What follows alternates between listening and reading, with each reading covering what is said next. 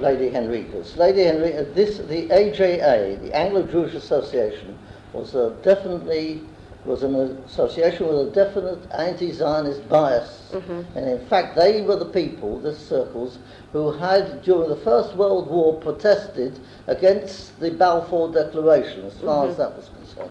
Now,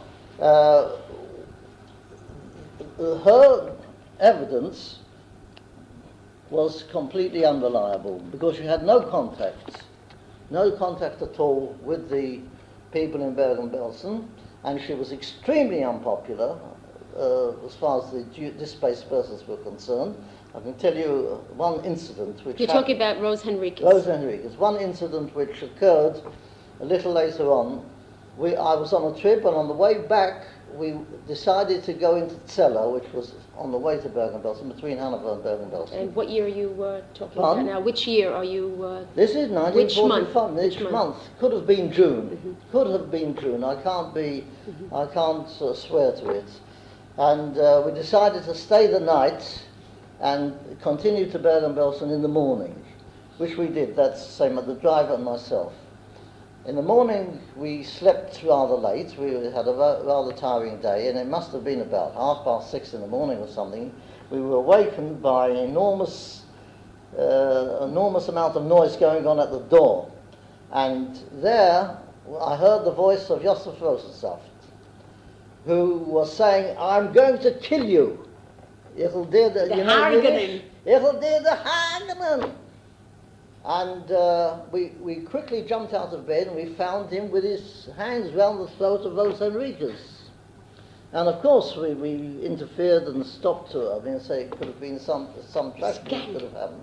Apparently the story was this: the DPs in Joseph Rosensaft and Company had succeeded in obtaining a car, and that was illegal. And they, in some way or other, they managed to hide this car, and it didn't get to the ears of the commander of the garrison in Bergen-Belsen. And they were using this car for all sorts of nefarious purposes, I believe. But Rose Henriques discovered it, and she reported it to the This is the type of thing that went on, and of course such a story went round the camp like wildfire. And her evidence is completely unreliable.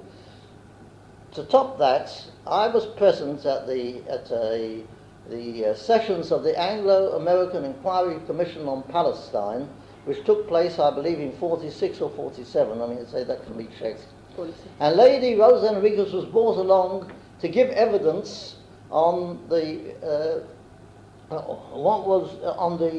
the views of the displaced persons. You were in England at the time. I was in England yes. at the time. This was after I had returned. I happened to have a ticket for the press gallery, and I listened to her, and she reported to the Anglo Inquiry Commission that the fact that the Jews, the displaced persons in Bergen-Belsen, wanted to go on Aliyah to Palestine was a blatant Zionist lie. And those were her very words. Now this gives you, what's the name? Yehuda Bauer at the time told me he didn't know that I had been a leader of the team in Bergen-Belsen, otherwise he would have obviously interviewed me, but this was years later. That's number one. Okay. Number two, the whole tenor of my work has to be understood against a political background. In other words, the white paper policy of the British government in that particular period, and they went out of their way, shall we say, to prevent any help being given to the underground escape routes to Palestine at the time. And they did this in two ways. Number one, they prevented the Jewish brigades from going into Germany, officially. And number two, and this is where I come into it, in February 1945, there was a conference of an organisation called COBSRA, the Council of British Societies for Relief Abroad, of which the JCRA, the Jewish Committee for Relief Abroad, was a member. And I went to represent the Jewish committee. Now, at that conference, it was announced that the Jewish teams would not necessarily, they use the word necessarily, would not necessarily work for Jewish displaced persons in Europe, but would possibly be sent to work for the general population. Now, I protested against that, and I was told they're very sorry, this is nothing for discussion, this was an instruction which came down from the top, and that was that. Now, the following day, I reported to the committee, and the committee also said that, well, they had nothing to do with it, we were to do what we were told. So I approached the Jewish agency, and I thought I'd get them to intervene in this whole business. Now, they said to me, look, if we now intervene, the possibility is that the Jewish teams will be prevented from going altogether. So what our advice to you is this: wait till you get to the field, and then make your application in the usual way. Now that's what I did. Now, making an application, I was under military law. I was we were part of the army, actually attached to the British Red Cross, and the way of making applications had to go through the usual channels. In other words, you filled up an application, you gave it to your commanding officer, and he passed it up all the way. In actual fact, I got no reply and no satisfaction from that at all, until on must have been somewhere in May. It was a week or two after we'd arrived in Holland. I received a signal, that's a telegram, from the Reverend Rabbi Harry Levy, Isaac Levy, who was the senior chaplain to the Second British Army, and he was in Bergen-Belsen. He and another padre, that was the Reverend Hardman, they had left their duties and they'd gone straight into Bergen-Belsen with the liberation, and they were doing what they could there. And he sent me this telegram to say, what the hell are you doing in Rotterdam when we need you here in Bergen-Belsen? And I got through by phone, and he said to me, now look here, we have 6 Quaker teams in Bergen-Belsen who are doing nothing because they can't speak to the DPs. They haven't got not only a common language to communicate, but they haven't got a common background with them. We need a Jewish team to come here. And of course I said, look, you've been in the army longer than I have, and you know that we can't move without a movement order. So he said, right, we'll cut all that. And I told him exactly what I had done. He said, right, we're finished with all that. We go straight to the top. Tomorrow morning, we'll go to Brussels. And he arrived early in the morning with his jeep in Rotterdam, took me to Brussels. We went straight to the SHAEF headquarters and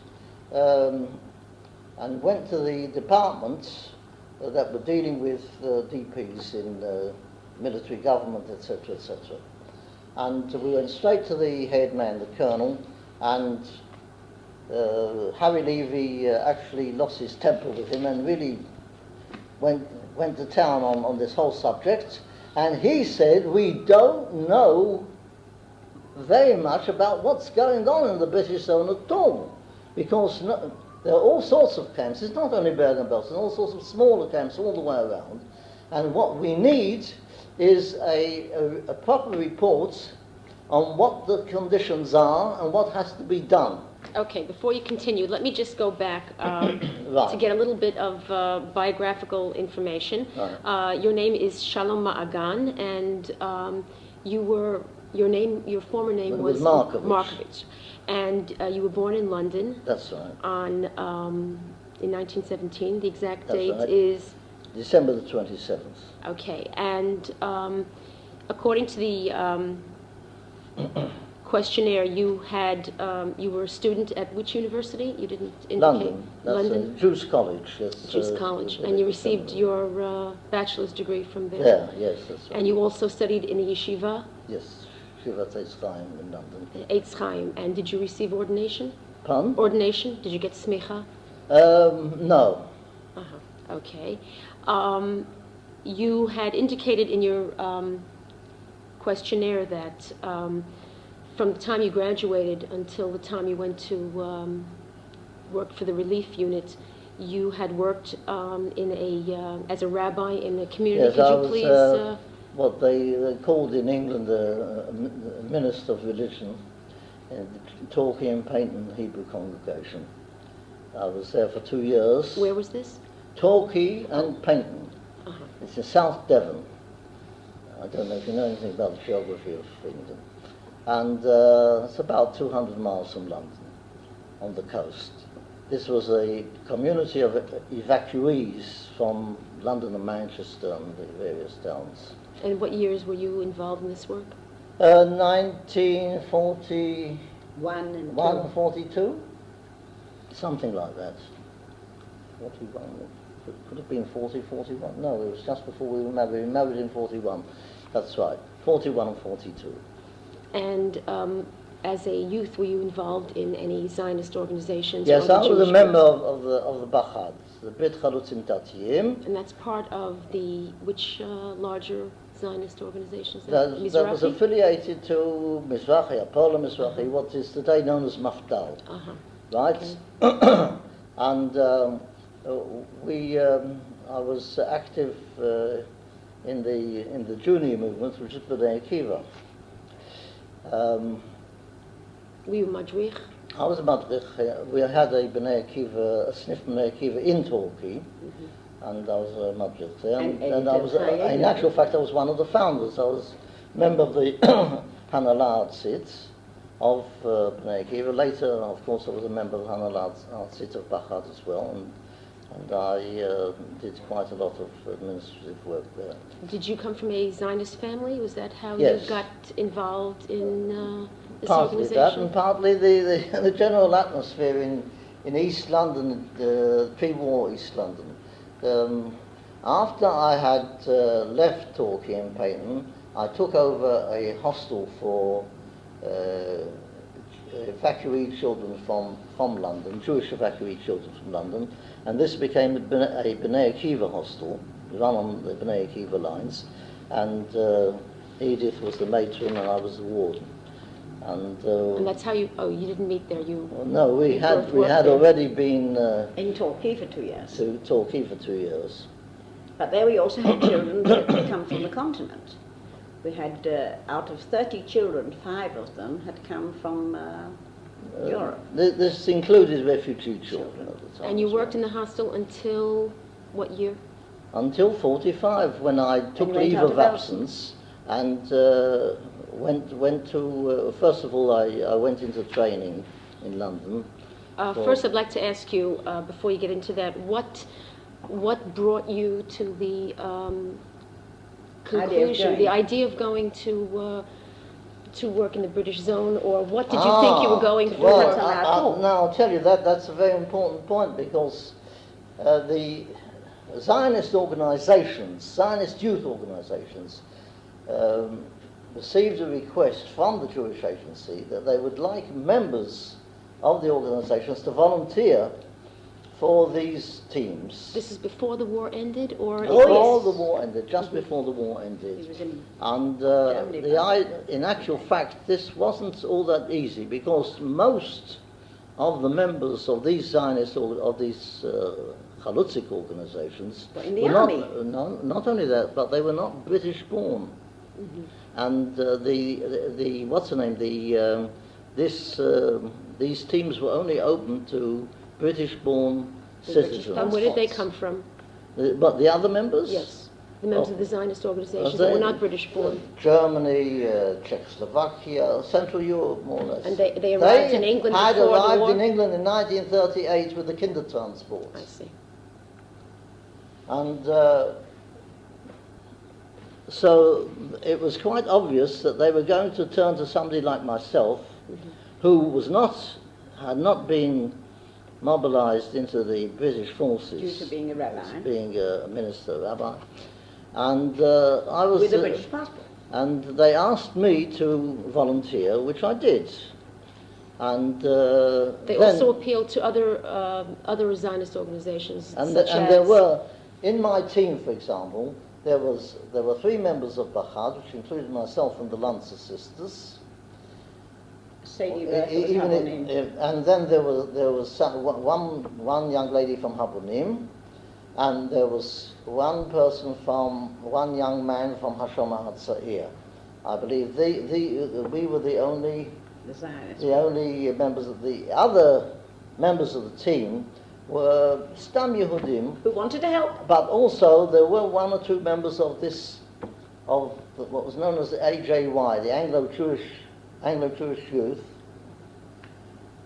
which was not Zionist.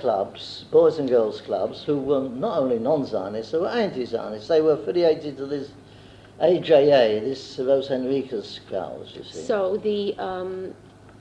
your particular relief unit was comprised of people who were mixed from Zionist backgrounds and non-Zionists, which was one of the difficulties that we had to face at the very beginning. In other words, number one, the Jewish agency told me that somehow or other I had to get a very responsible position in the team, and I succeeded in becoming the team leader.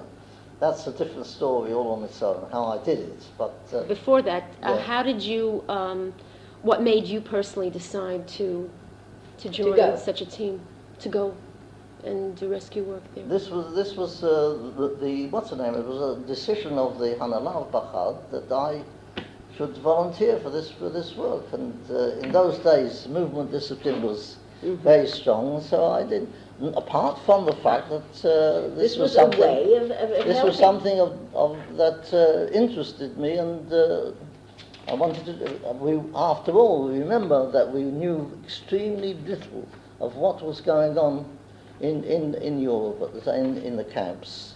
This is my next excepting question. for rumours and stories which appeared in the Jewish press, which very often were discounted as being atrocity stories, which had been embroidered, etc.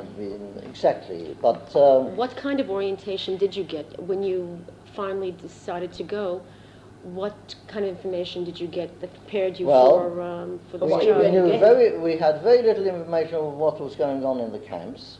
What we did know was what other relief teams. Remember that we were not the first Jewish relief team to go out. Oh, you were not the first Jewish. Not to Germany, not to Europe.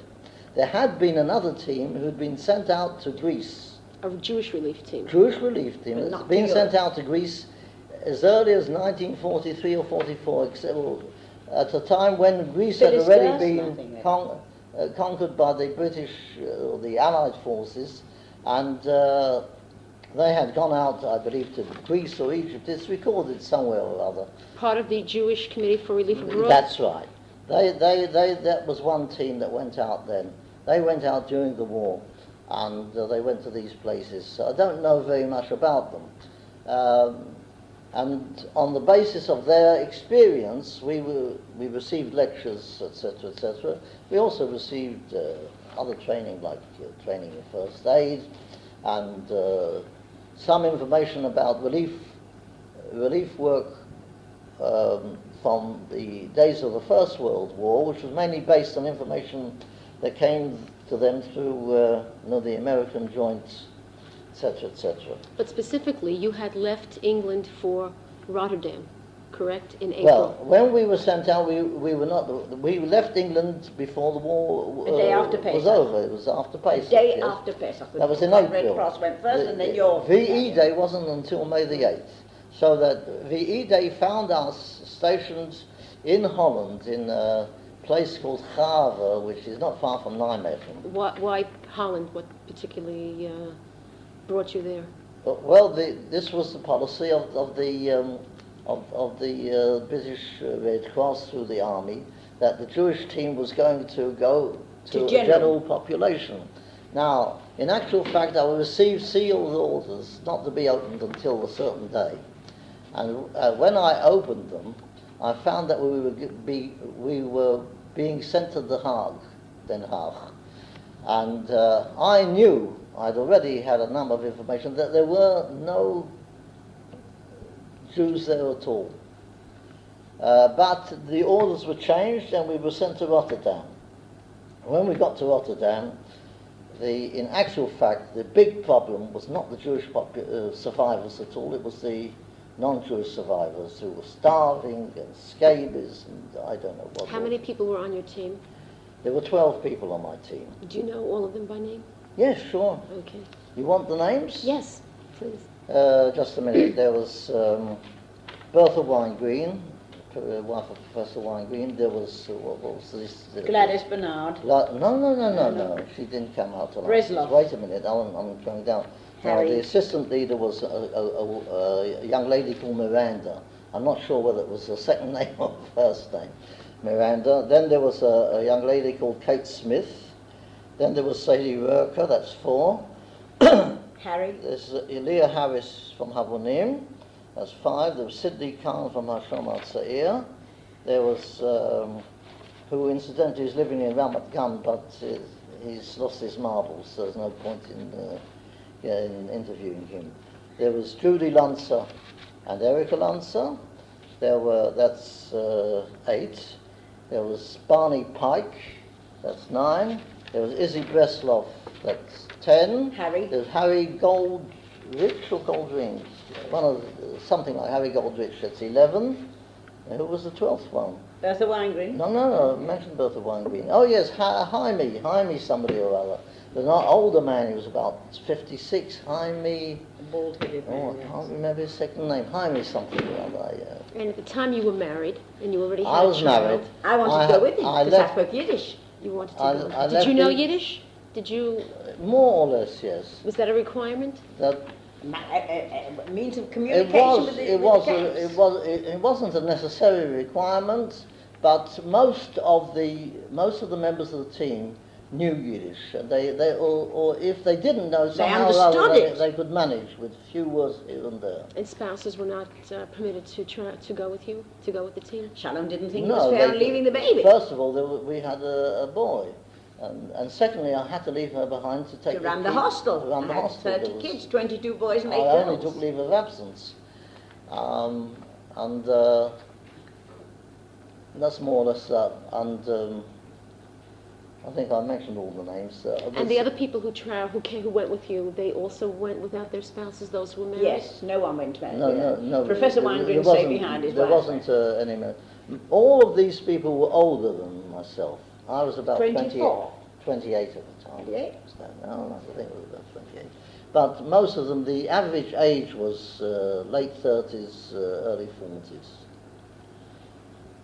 And, okay, but we'll get back to, you were sent to Rotterdam, you were in Rotterdam, and what did you do there? Did you encounter any Jews at all? You told me there's Yes, 30,000 that's to right. be Now, the whole buried. point of the story of Rotterdam is a story all on its own. You're interested in this? In We're Rotterdam. more interested in the British side, But but exactly, you can, but- Briefly. What happened was this, that when we arrived in Rotterdam, I immediately reported to the commanding officer of the civil detachment unit and waiting for orders. And he was in a flat spin, he just didn't know what to do. He was completely, you must understand that this is the few days after VE Day, and we're entering a town where the German soldiers, the SS, were still walking around armed. They hadn't yet been taken in. And this man was completely flat. He didn't know what to do. So I said to him, will you give us free hand? He said, go ahead, do whatever you like. what did you think you had to do? We didn't know yet, but we were fortunate in that the Dutch underground immediately approached us because we had flashes of blue and white and Maagan David. Maagan David. And you were wearing British Army British Army Uniform uniform. with navy flashes. And they obviously understood what was happening. They approached us and they gave us all the information that we needed. First of all, the south of Rotterdam, there were people who were starving and suffering from malnutrition, scabies, everything that happens to such a population. And the hospitals, the existing hospitals were full, and the need was to set up new hospitals.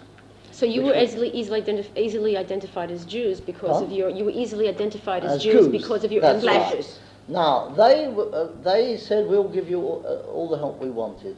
And what we did was to take over 2 schools in the south of Rotterdam, and we had to fit them out as hospitals.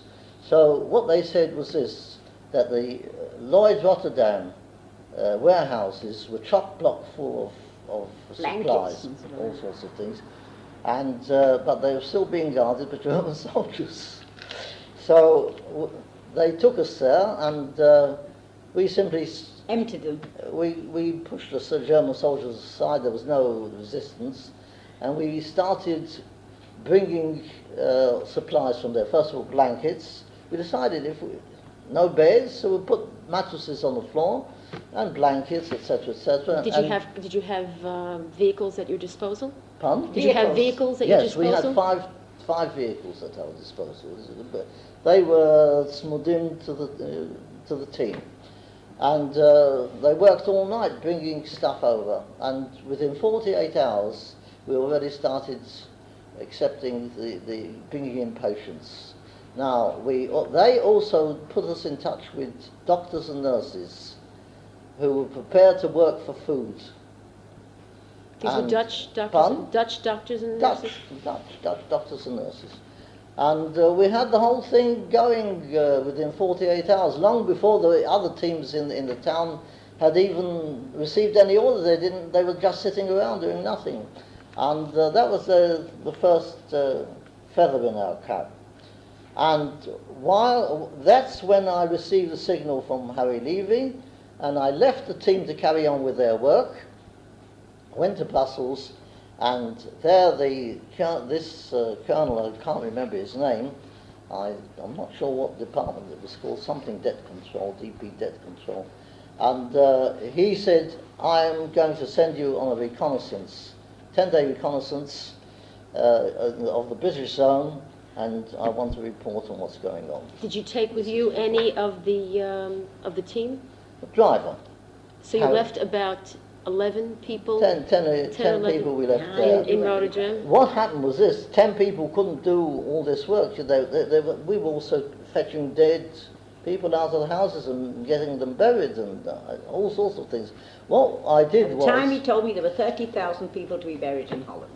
What I did was My report.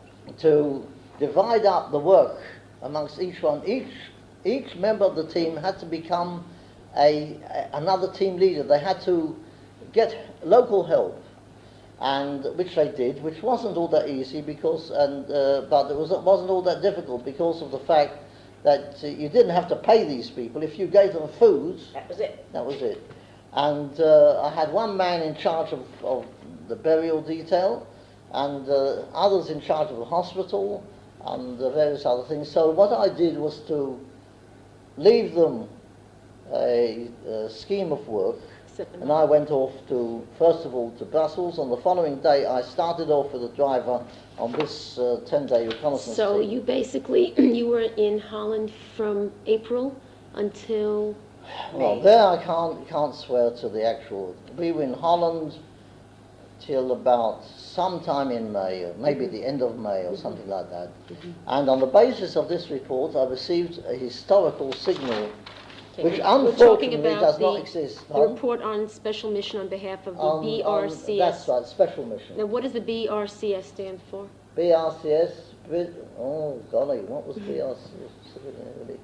British Red Cross Society. British Red Cross Society. Okay. So you went on behalf of The Red Cross. the Red Cross. Well, this was wasn't entirely true because in actual fact the colonel commanding the British Red Cross was extremely annoyed at the fact that I'd gone over his head. He was the man who put my application form At the bottom of at the the bottom file. of the file. It remained at the bottom of the file and was destined to remain at the bottom of the file.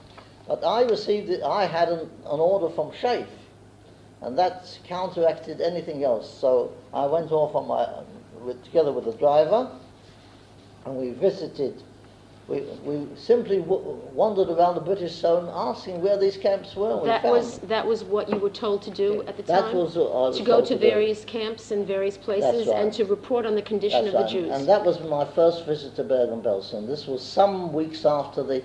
Incidentally, Bergen-Belsen, when we talk about Bergen-Belsen, we must remember this Bergen-Belsen is not the concentration camp. The concentration camp was burnt by the British.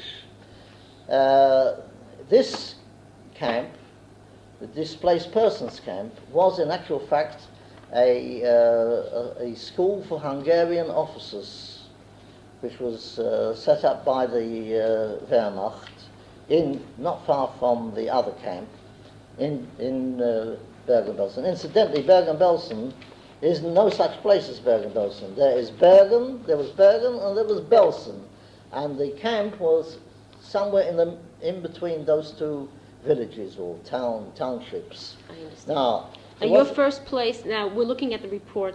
Yes. The first report that was written on June 1st, 1945, and that was the first tour that you took of the area. Cellar, this is yes. the first report that you had submitted on your visit. Mm. Okay. That was Cellar. Now you stated here that that you received information from the Friends team. Who exactly was? Can you explain that?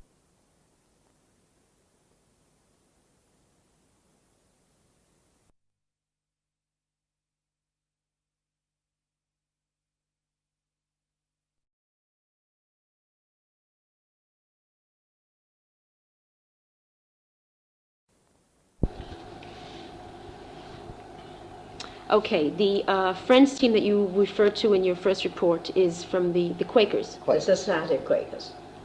Now, how was it that the Quakers had arrived there before you did?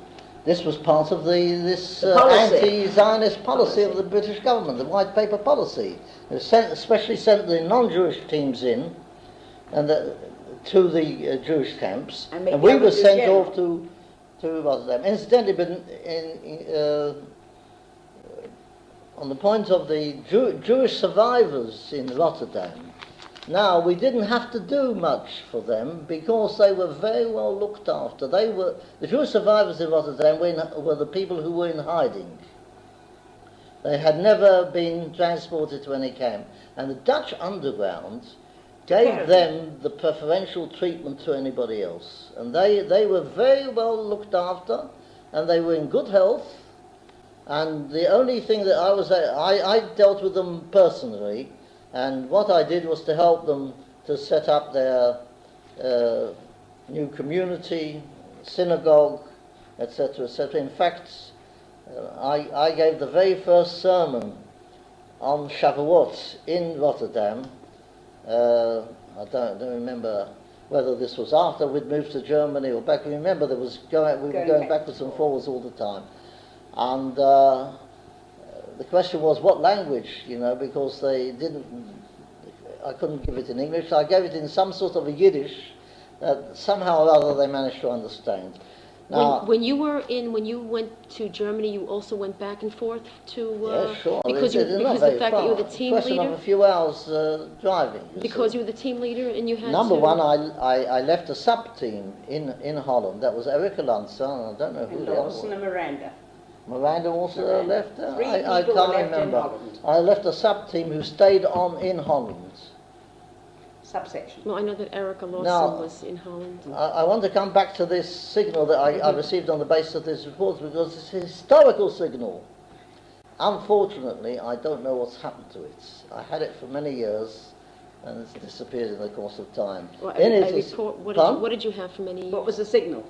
The signal was all Jewish relief teams coming out to the European theatre, which was the European theatre of war, will work only for Jewish displaced persons.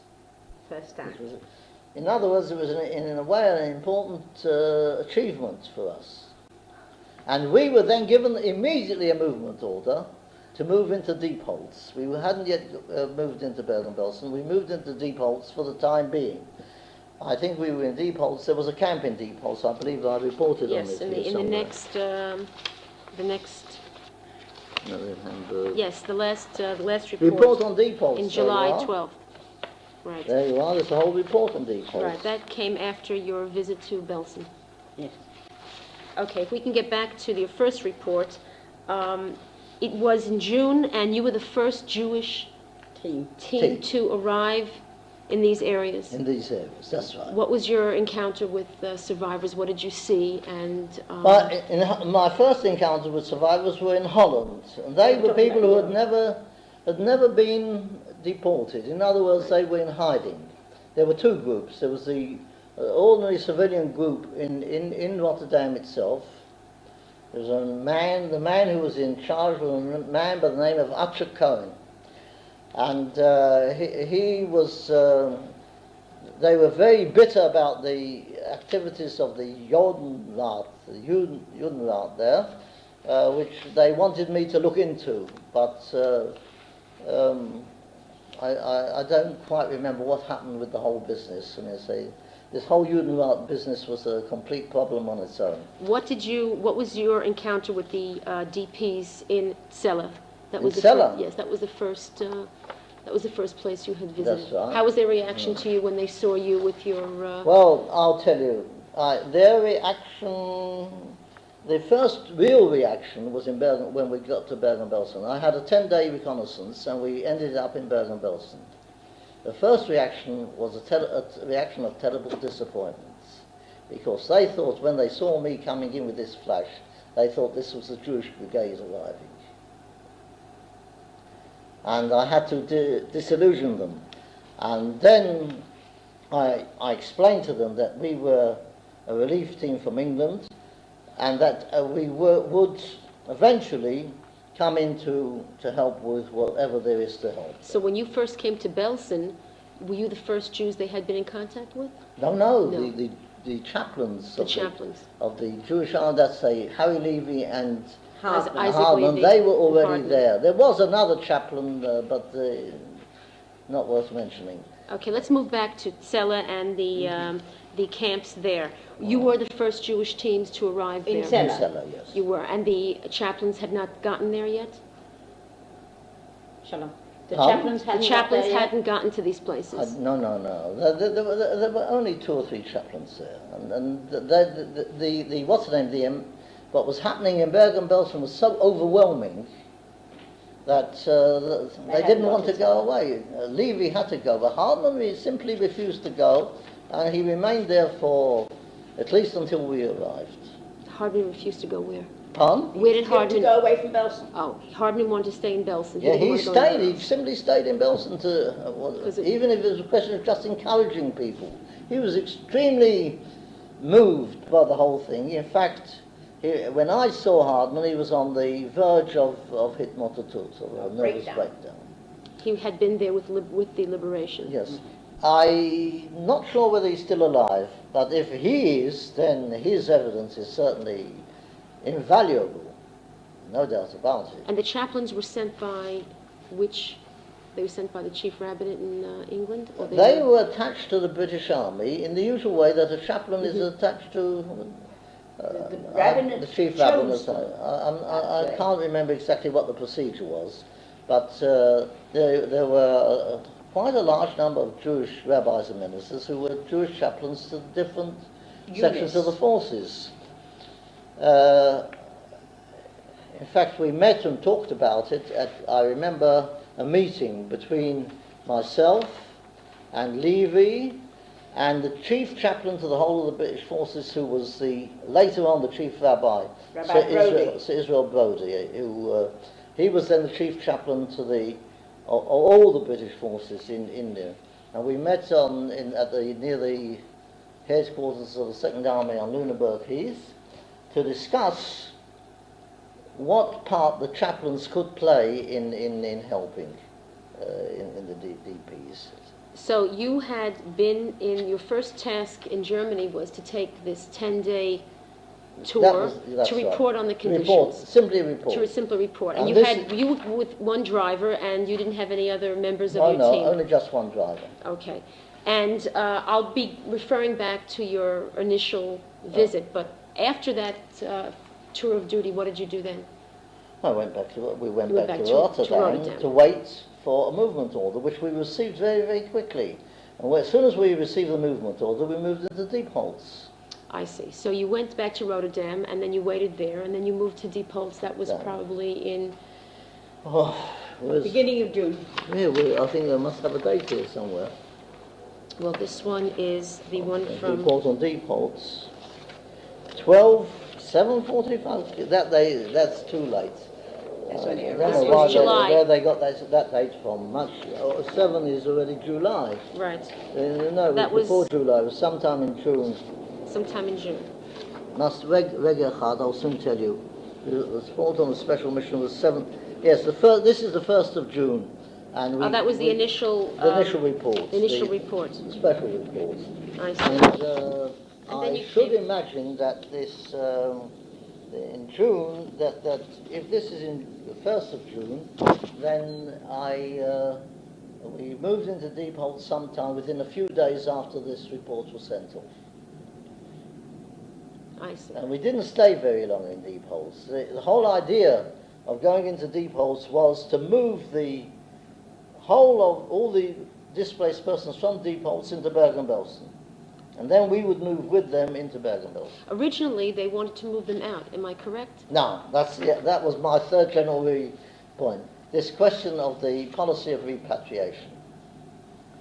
One of the things which we found terribly shocking was that when we arrived in Bergen-Belsen, and this I'm not sure about, whether this happened on my first visits or whether it happened when we moved in. But Levy spoke to me. He said, "Now look here. There's this. The policy of the British authorities was to repatriate all the DPs to wherever they came from. This is a policy."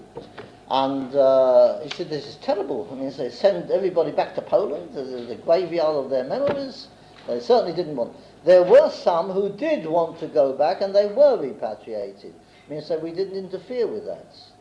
People wanted to go back, etc. But then, so we succeeded in convincing the authorities that this was a fatal error, and they dropped it. Came off the agenda. This was also a very important thing, because I now hear from somebody who was in the Jewish Brigade, the American zone, that the Americans actually did insist on repatriation, and that what they were doing was to get into the Russian zone and bring the people all back again in an underground way. Your initial reports indicated that people were taken from Belsen to other camps. So I imagine that the policy... Transit camps. Yes, so I imagine they were the ones who wanted to be repatriated. Oh, those ones who want to be repatriated. Wanted to be repatriated. I understand. Here, there you are. Langestutt camp on this special mission. This is a repatriation camp for Czech women who have been at Belsen and originally came from concentration camp at Auschwitz. There are 1,200 women here, and all are Jewish. Top, Seder, etc. The paragraph before the end. These people want to go back to their original home, and they were told that they will stay in this camp for 3 days. They have already been here for 8 days, and it seems that owing to political considerations, there's every prospect that these people will stay here in such dreadful circumstances some considerable time to come.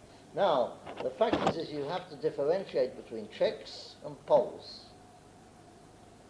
Because after all, Czechoslovakia was a completely different story to Poland before the war. Jews were completely free, and there was no anti-Semitism in Czechoslovakia before the war. And so one can very well understand their willingness to be repatriated, their wanting to be repatriated. So after you came back from Holland, you first went to Diepholz. Went to Diepholz. Okay, could you tell me a little bit about... Now, in Diepholz, I can tell you, the only thing I can tell you about Diepholz was this was my first real contact with Jewish displaced persons. And you were the first team there as We well? were the first team there. There were no teams there. There was nobody looking after them. So we're talking about July, when you had gone Let's back. have a look at the details you brought, just to refresh my memory. On the 19th of June, here you are, 19th of June, that's the day. Right, it was submitted in July, but The not... care for the Jews in the camp, there we are. It was a very small camp, 950 Jews. They all came from, that's right, they came through Lingen. This is something interesting there.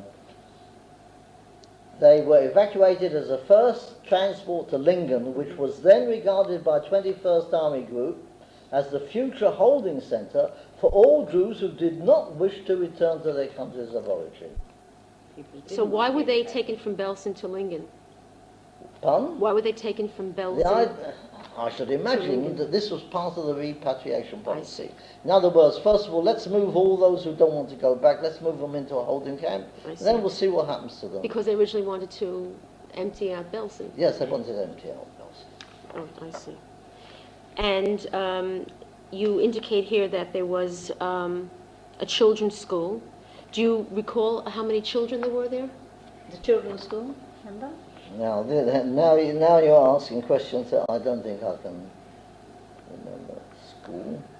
Prepare the following plan of action. I see school, social active, clothes, extra food, medical care, adult welfare, yeah, there you are. You've got. It's quite a detailed report. Child welfare. There you go. Maybe I've got something in there. You wrote here at the bottom of the page you wrote here that the already existing school for the children was reorganized.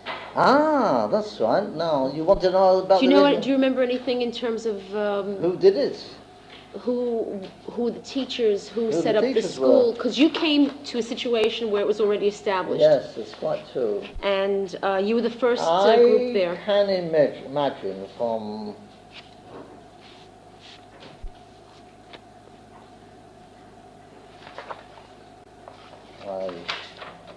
See, this. Okay. I should imagine that there were DPs who were teachers and who had themselves used their own initiative to organise these classes. There's one thing that perhaps I ought to mention here. This was my real first contact, personal contact with Jewish DPs. The woman who was in charge in Diepholz was a woman by the name of Tanya, I can't remember her second name, who is either, if she's still alive, I don't know why she shouldn't be still alive, she is living in this country somewhere or other. Tanya? Tanya something, well, I can't remember her second name. Now, was she recruited after you had gotten there? Was she part of your team? No, I found her as having taken over on her. How did she get there? She was from outside? She was one of the DPs. Oh, she was one of the DPs. One of the DPs. I see. That's the whole point. She was one of the DPs. And I had quite one of the things that I did, and as part of my duties, as part of anything else, I was especially interested in doing it, was to listen to stories. This is where it began, in Diepholz. And we would very often sit up late into the night, simply listening to everybody who wanted to tell me their story. Sometimes I heard the same story twice, 3 times, that didn't matter. And very often I wasn't able to contribute anything to it, but the actual fact of listening, I felt, was an important thing. They wanted it, and I think they felt a bit better after having told their story. Besides some of the DPs who assisted you, did you have anybody else from England join you there? In Diepholz. In Diepholz? Were you alone? My team. Your team the whole came. Team was in the Diepholz. team came from Rotterdam. They all came to Diepholz. That's right. We were in Diepholz. I see. You got the orders So for now you've everyone got to the come. the whole And team, there except we the began. section. Except the tap section that stayed behind of the 3. About Here. 3 stayed behind. If you read the report, you'll see that I prepared a scheme of work, and that meant to say each different item was given over to a member of the team, or two members of the team. I see. If you look at page 2, at the bottom there's adult welfare. Mm-hmm. Every DP is visited by Bertha. That's Bertha Winegreen. Bertha Winegreen. Who was an older woman, and in their rooms that are going to discover their specific needs. Huts in dirty condition, to say the least. The sanitary arrangement was entirely scandalously inadequate. But I want to add a point here. These things are simply coming back to me now. One of the main things that we found, both in Diepholz and Bergen-Belsen, was the need to encourage the DPs to get back into have a normal daily routine. Something that didn't strike me right at the very beginning. They didn't want to get out of bed in the morning, they wanted to stay in bed. And today, for example, when you see some of these pictures of these tier 3, 4 tiered bunks where everybody's lying down all the time, they were used to lying down the whole time. Remember what Bergen-Belsen, the original Bergen-Belsen, really meant. Bergen-Belsen wasn't an extermination camp. It was a holding, it may have been during the war, I don't know, but the Bergen-Belsen that later on was transferred to that new camp were the survivors of Auschwitz who'd walked all the way from Auschwitz to Bergen-Belsen in that terrible winter of 1945. And they were the huts were being filled and overfilled and overfilled. They were crammed in like sardines into these huts.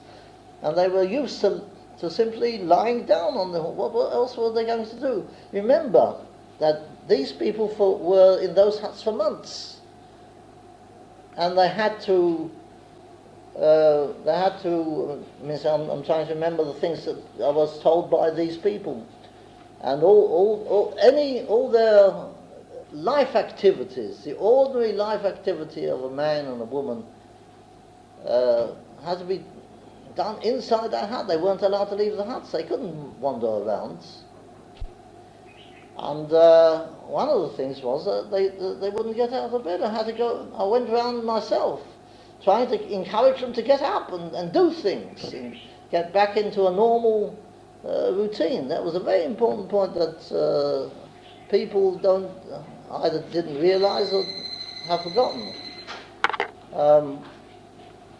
You mentioned the scheme of creating money, of making money, and giving it out to the... Now, that's something else. I believe these activities already began in places like Diepholz. That at night, there were teams who would steal out of the camp and go on foraging expeditions, what they called organisieren. And they would come back with all sorts of things, including, which they would steal from farmers, etc., food and money, I don't know, etc. There was no doubt about it, they were doing this. They felt that they were entitled to it. And you were aware of these activities? I was aware of these activities. Of course I was aware of them. And I didn't discourage them. I didn't encourage them, but I didn't discourage them. I remember being invited in Diepholz one Friday night to a kiddush after Tefillah. And I thought, what kiddush did it? I knew that the food was terrible, that the ordinary food that they were being issued with was ghastly. But this was a fine kiddush. I said, where did you get all this food from? Don't ask questions. Was that the time when Goldfinger was already there, not? No, I think we first came across Goldfinger and what's his name, Helfgott. I think I'm not sure whether we came across them in Diepholz or we came across them in Belsen. They were, Helfgott was a chaplain to the Yugoslav forces, and Goldfinger was a chaplain to the Polish forces. Both of them And had also been a Schäfer, you told me. had both been prisoners of war. Both had been prisoners of war and had been liberated at the end of the war, and had joined the camps on some sort of unofficial capacity in, I think it was Bergen-Belsen, I'm not sure. They certainly ended up in Bergen-Belsen, but I'm not sure whether they first came to Diepholz or Bergen-Belsen. How long were you at Diepholz? How long was your team I there? think not more than a week or two. The team had done work temporarily and then they moved on, or somebody stayed behind? No. We evacuated Diepholz and took them all into Bergen-Belsen. Oh, I Diepholz was see, evacuated and moved. Oh, finished. Moved into Bergen-Belsen. We finished Diepholz. I see. In fact, I should imagine that what happened was this, although I don't really know much about it, that So Diepholz had a very short life. Yes. Diepholz had a very short life, and I should imagine that they liquidated most of the small camps here and brought them into Bergen-Belsen. Oh, I understand. I mean, so I can't be 100% certain about that, but that was, this is my impression at the moment. You have a name here, Sadie. Do you remember her last name? Sadie? Rurka. Rurka. R-U-R-K-A. Sadie Rurka. And she lives now in the United States of America. Oh, She was his driver for a while. Oh, she wasn't the driver that you mentioned? She No, was no, somebody. I had different drivers. She's but, now living in the United States? The driver who We drove still went me to her on- wedding before she went. Oh. She got married in England. And PT, who is Sadie, was a survivor? No, No. she was a member of the Member of the team. Sadie And Rurka. PT, Who? his initials here, club, youth club taken by Sadie PT. Which report is this? Just a minute. Oh, this one here? Wondering what PT refers to. Ah, I see this scheme of work thing, yes. Youth club. She was in Havonim. Youth club taken by Sadie. Well, Sadie was Havonim? no. She was a manager of one of these Jewish youth clubs in London. I'll have something to say about these non-Zionist people in a Okay. few minutes.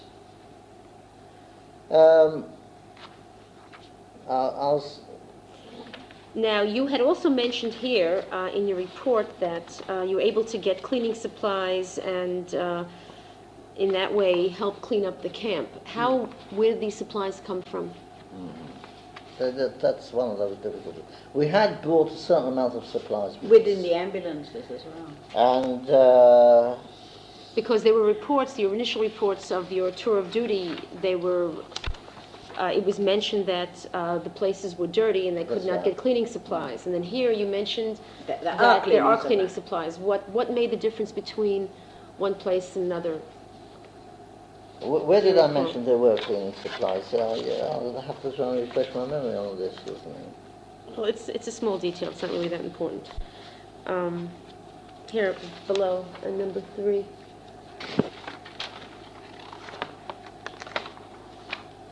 Adult welfare? Yes. Cleaning We materials. therefore- That's right. Yes, that's right. Where did we get them from? Either we had brought them out from England, or where the heck did we get them from? It's just a minor detail. That's Okay. I think now we'd like to perhaps. I remember. I can still remember a large box of tablets of soap that I had with me. Whether I got them sent out from England or not, I don't know. Why I mention this story is that I had come with this box of soap myself. Give it out. Why to distribute them around, and I put the box down, and half the soap was gone in a few minutes. Is it your Maagan before- that's here? And I remonstrated with them, and I said, I'm closing my eyes, I want all that soap back again, and then I'll distribute them fairly. And they put them back. It's back. Put them back. You mentioned here Leonard. Was this Leonard Cohen? Cohen. This Leonard Cohen was the chairman of the committee. of the committee, and he was stationed in. He was in No, England. he was London. in London, but he came out on several visits to. He was in actual fact a businessman. He was the owner of a very big, of a large chain store in Manchester, and he devoted his time to all this business. Alison Wood was the second. What? Alison Wood was the secretary at the time in London Something as well. like that. How did you manage to reunite families? This is a long and important story. I talked about reuniting families. It's mentioned. I found one. I used to read these Army Council instructions. ACIs. They were issued either every day or every couple of days by the army to the officers of the army, in which they more or less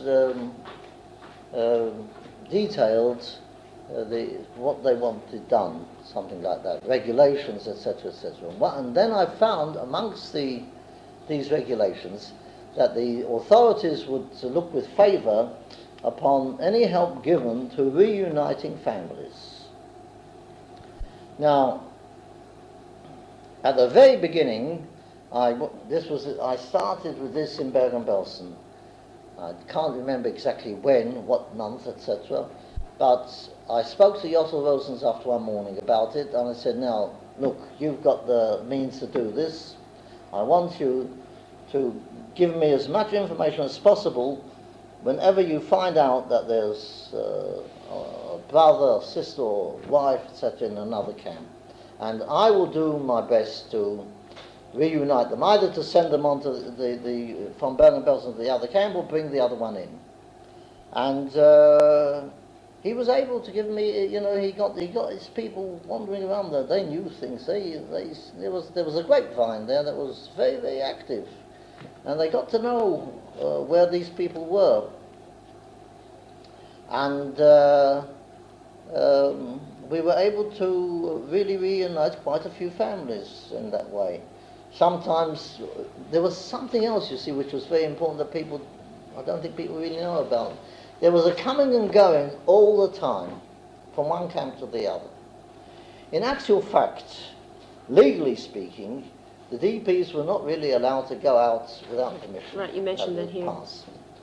But they did. I mean, so it was impossible to keep control of that. And they did. They did it at night. They did it during the day. They were on the move all the time. How they got from one place to another, that's something else. The tramping, all sorts of things. Now, finally, I can't remember the person who actually initiated this course of action. Perhaps we ought to talk about that when we come to the larger political question of the Bricha. But we'll remember that. But that was the question. Reuniting families was a very important thing, and somehow or other we used all sorts of means, and we succeeded in doing quite a lot with that.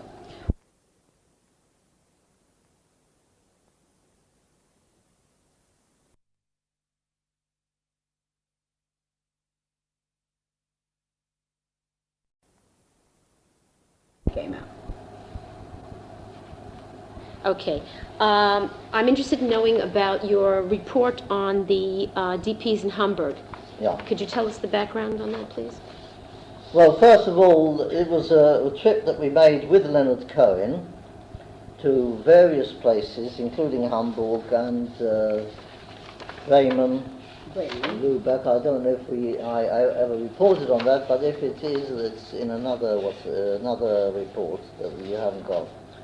You went out of Belsen at the time while you were stationed in Belsen? The team were given their special duties.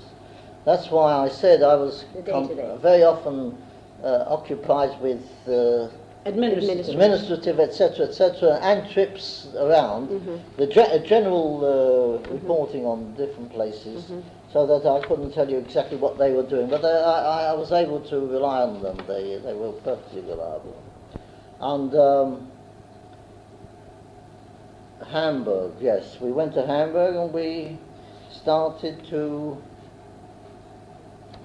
find all sorts of groups of Jews there. The one thing that I Was this their first encounter with any Jewish? Pardon? Was this their first encounter with any Jewish Yeah, that's right. people? Yes. So we're talking about June, which is June. well, you wrote the report in July, June, so that's right, it's June. so we'll assume 7/7/45. right. So we're talking about 6 to 7 weeks after the war, Yes. after they were liberated. They That's right. basically had no contact with any Jewish That's groups, and you were the right. first. Until you came.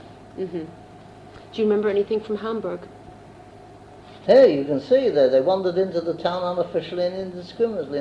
They were not looked after by the local military government. Did you go back but to by Hamburg? the German civic authorities. Did you go back to Hamburg? Did you go back to After any of the- these places once you No, basically we wrote? weren't able You to. just wrote a report and. We relied on the fact that something would be done about I it. see. But the thing that I can't see here is something extremely interesting about Hamburg. I probably didn't report on it because there wasn't any point. And it was this, that we found an old age home of Jews who'd been in this home right the way through the war and had never been molested in any way. And they were still there. They were What being looked condition at. were they? Pardon? What condition were these people They in? were in fairly good condition. They were in fairly good condition.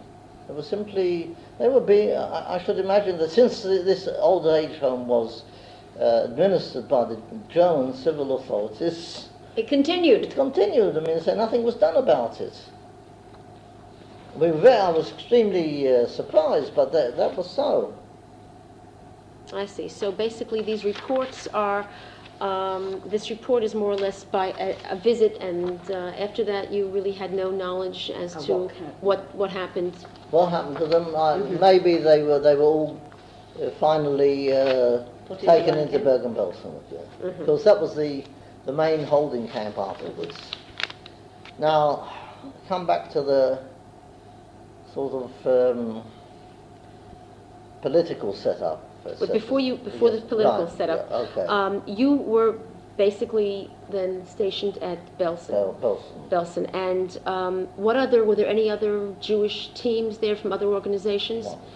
No. How The long? American Joint were intended to send a team into Bergen-Belsen, but they had a very good policy in a way, which was, in other words, they never moved into their place of work until they'd built up a stock of supplies. That they brought with them from the United which States. they brought with them, and this took some time. And they finally came into Bergen-Belsen, I can't remember, but they finally came into Bergen-Belsen as well. Yes, there's one more.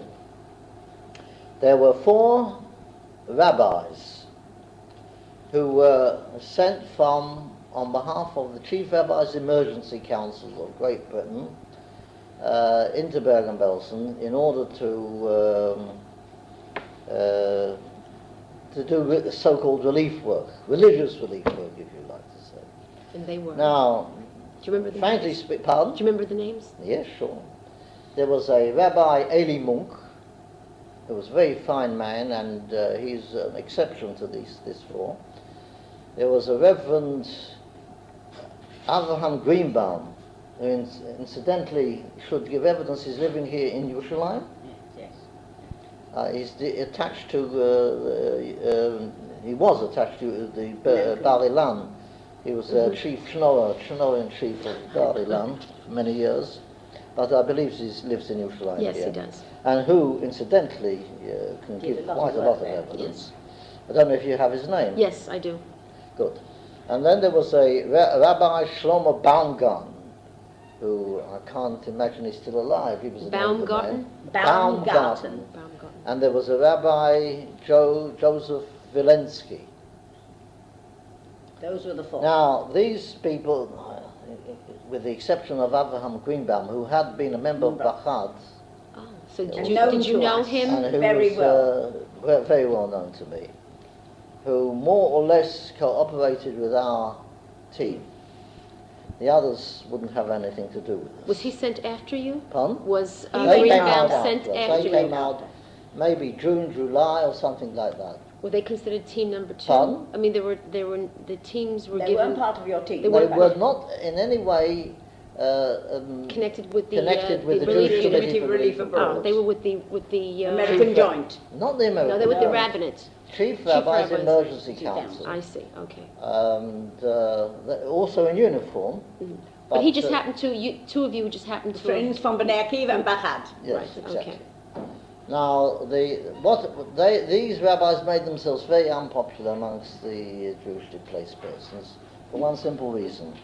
They brought supplies with them, and those supplies were only handed out on the basis of the fact that you put on tefillin that morning. I'm just giving that as a sort of example. And probably Avraham Greenbaum might be able to tell you a lot more about this than I can. But in actual fact... You're talking about food supplies or Pardon? other supplies as well? All sorts of supplies, including Religious food supplies, for Pardon? sure. Religious supplies, for Religious sure. supplies, food supplies, 101 different things that they had there. Did you have any supplies coming from England? We did have supplies coming from But they England. came after you? They or? came after us. We And brought on their some. request. They came after us. Of course, they were barely adequate for this sort of thing. You basically couldn't really compare yourself to the Pardon? American... The Joint Distribution Committee was... No, but there were some things quite- I didn't even think of. He started to tell me the women need pads suddenly after years of not having this. And suddenly I'm sending an SOS to England, for God's sake, send pads out. This is happening and I've got nothing to give them. So you were There saying were that they were 100 not... The pardon? rabbis were not popular because of their distribution Partly policies. that, but they made themselves very unpopular for some reason. It's not Eli Munk, I must Differentiate. differentiate there. It was mainly, and poor Shlomo Baumgarten also, he was rather tamim in this whole business. Were there any ultra-Orthodox rabbis? They were Orthodox rabbis. In fact, they were, Baumgarten was, and Munk I think were Gudat Israel or something like that. And And Greenbaum was Zionist. Yes. Greenbaum was Bachad. How did that manifest itself in terms of the duties he performed? Pardon? How did his Zionism manifest itself in terms of what now there we come to the story of the Bricha. Okay. Now this was one of the main, I would say, one of the main topics of the committee, DP committee, that was running Bergen-Belsen, and under the leadership of Yossel Rosensaft, who had become eventually, within these few weeks or so, the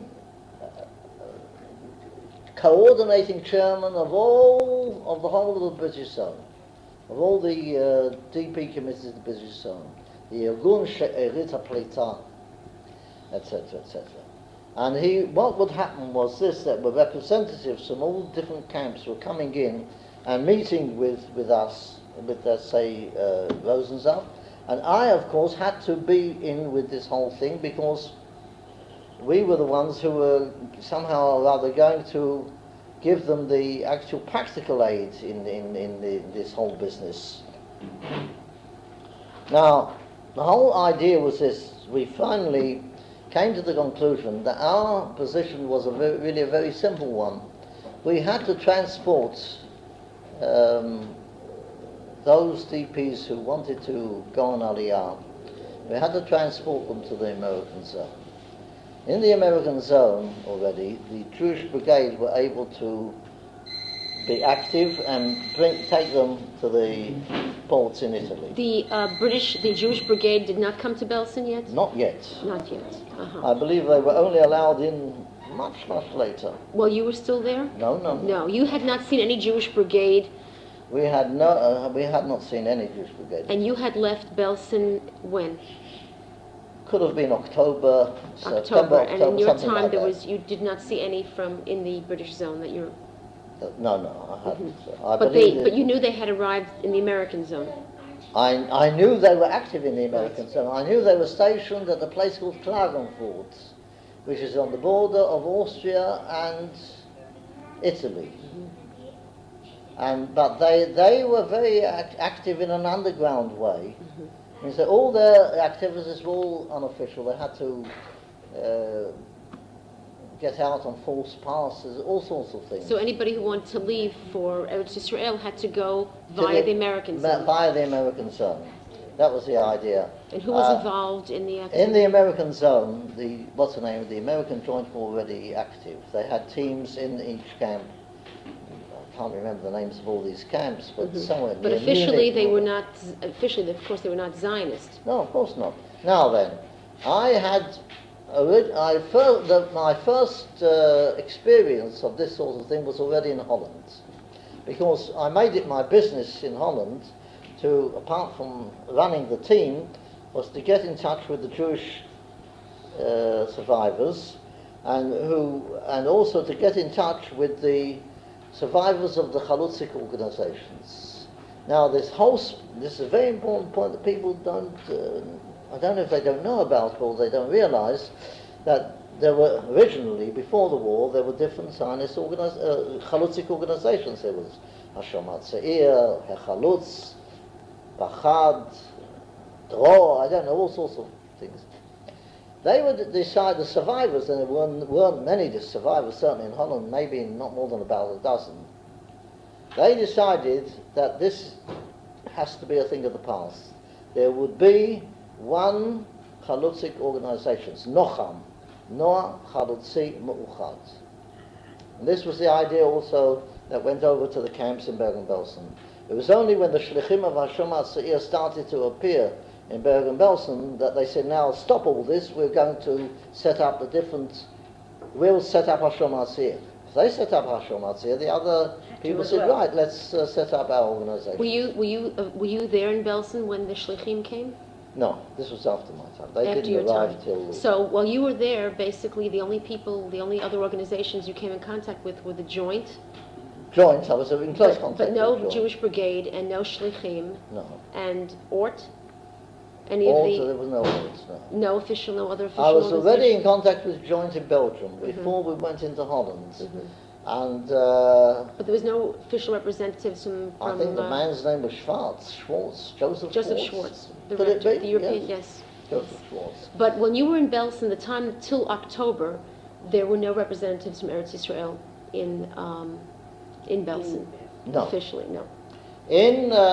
Incidentally, with the Joint, I had already had contact with them because there was a member of our Mizrahi, or Poland Mizrahi, was very active in Belgium by the name of Knolle, Knolle. Got a daughter in who Kibbutz has Yavne. a daughter in Kibbutz Yavne. His wife even is a widow. She came to see me this Was in Pesach. Kibbutz Yavne. And he wanted to set up a hachshara for either survivors or young people in Belgium, and he was able to do that with the help of the Joints. Through me. I made the contact with Joseph Schwartz, and they set up a small hachshara at a place called Lev, or something like that. I can't remember the exact name. I remember visiting it once. When I was already in Holland, I came back to Belgium in order to visit this place. There were a dozen youngsters there, all very enthusiastic, but not much more. Now, I got in touch with a original member of Bachad, who was a member of this Chalutzik surviving team in Holland, who were making plans for Aliyah. They made their own plan, they wanted to do it, they were still trying to work things in the cloak and dagger fashion, you see, all through false passports and false papers, and etc., etc. And I advised very much against it. I didn't like the idea at all. I always felt that somehow or other we had to do it in a much simpler, open way. But they had already made their plans, and what they needed was a truck to take them From place to place. How open can you do it? Pardon? How open could you have done it? You said you wanted to do it in a more open way. I said wait. Oh, you believed in I believed in waiting for thinking this. the situation would You know, change. you've waited already 6 years of war. Wait another few weeks, we'll find other ways of doing it. Now, the whole difficulty was to cross the borders, because there were guards at the borders. Over the berg. How were the survivors able to leave the Belsen without the... Let's come to that first. Let's Okay. finish the Holland story. Okay. Now, they needed a truck, and they need, and what's the name, an army truck with all the insignia. There was a chafed star, etc., etc. But they also needed something else in order to get fuel, petrol, benzene. You call it, nobody call it gasoline. You needed what was known as works tickets. That's a permit where you drove into an army dump, presented this, presented it, and they filled you up. So that's where I came in. So because I could issue works tickets, I was an officer, and I had to issue them to my own team. So they had a forger, a man by the name of Franz Gerritsen, who showed me his work. He had passes made out, and it was signed, the signature was Eisenhower. And I said, this is ridiculous. Anybody, any guard with any sense to see an ordinary... They'd stolen British Army uniforms, and their idea was to get into the truck and simply drive their way through to Marseille from Amsterdam or wherever they were. I was very much against this idea. Any guard with any sense see the signature Eisenhower. I said, sign it, anything. Smith, any name that's unknown. But no, they insisted on it. I arranged we had one 5-ton truck. Did he get caught? Did he get caught? Did he get caught? Did he get caught? He didn't get caught. They didn't get caught. I arranged for this. I arranged for one of my team to drive a truck up to Groningen, so the town in North Holland, and to leave it. I happened to know that this man was very slapdash, that he couldn't rely on him 100%. And I knew if he would go up there, I sent him on some sort of wild goose chase. I knew if I would send up there, he was going to leave it anywhere instead of leaving it in an army car park depot or something like that. And I sent him up with there was a Dutch boy called Job Linneville, who was a sort of contact that helped us out, etc. I sent them both up there, and I knew he was going to go into one of the Nafi canteens and get himself something to eat. And while he was getting him something to eat, the truck disappeared. He came back without the truck. That was the intention.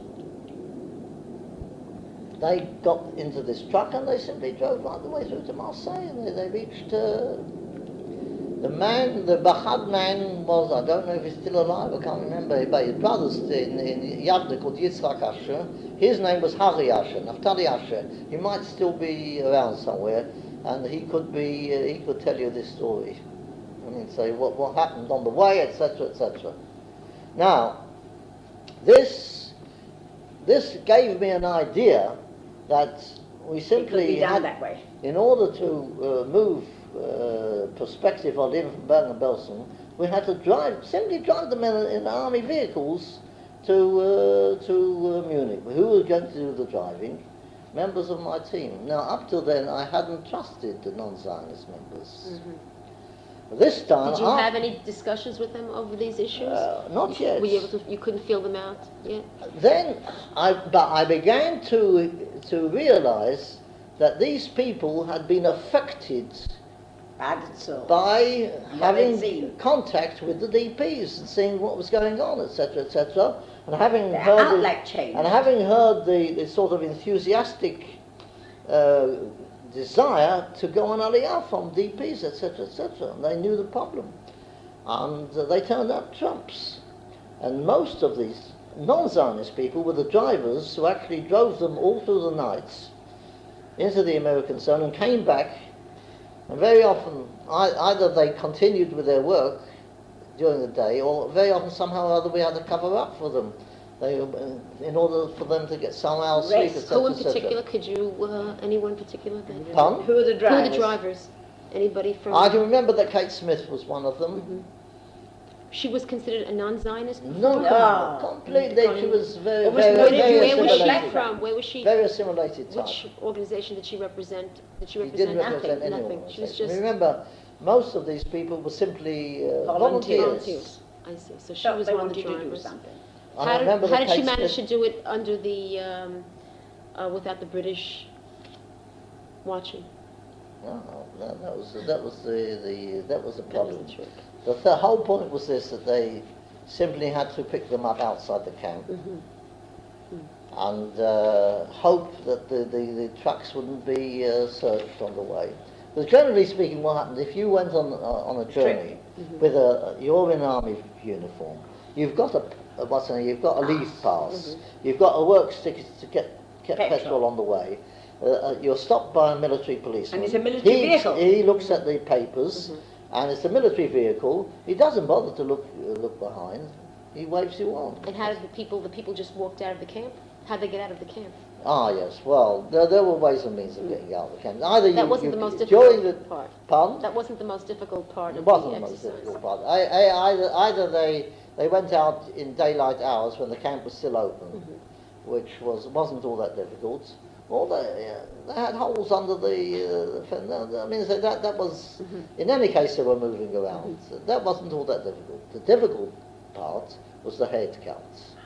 Oh, that was after in the. The head count was, they did this every so often. Well, they couldn't do it every day, but they did it every so often. If there's so many They had people to make coming and sure. going in the Pardon? camp, Exactly. but the camp wasn't eventually closed at one point.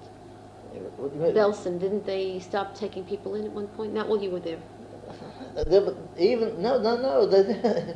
Officially they were closed. They couldn't take any more.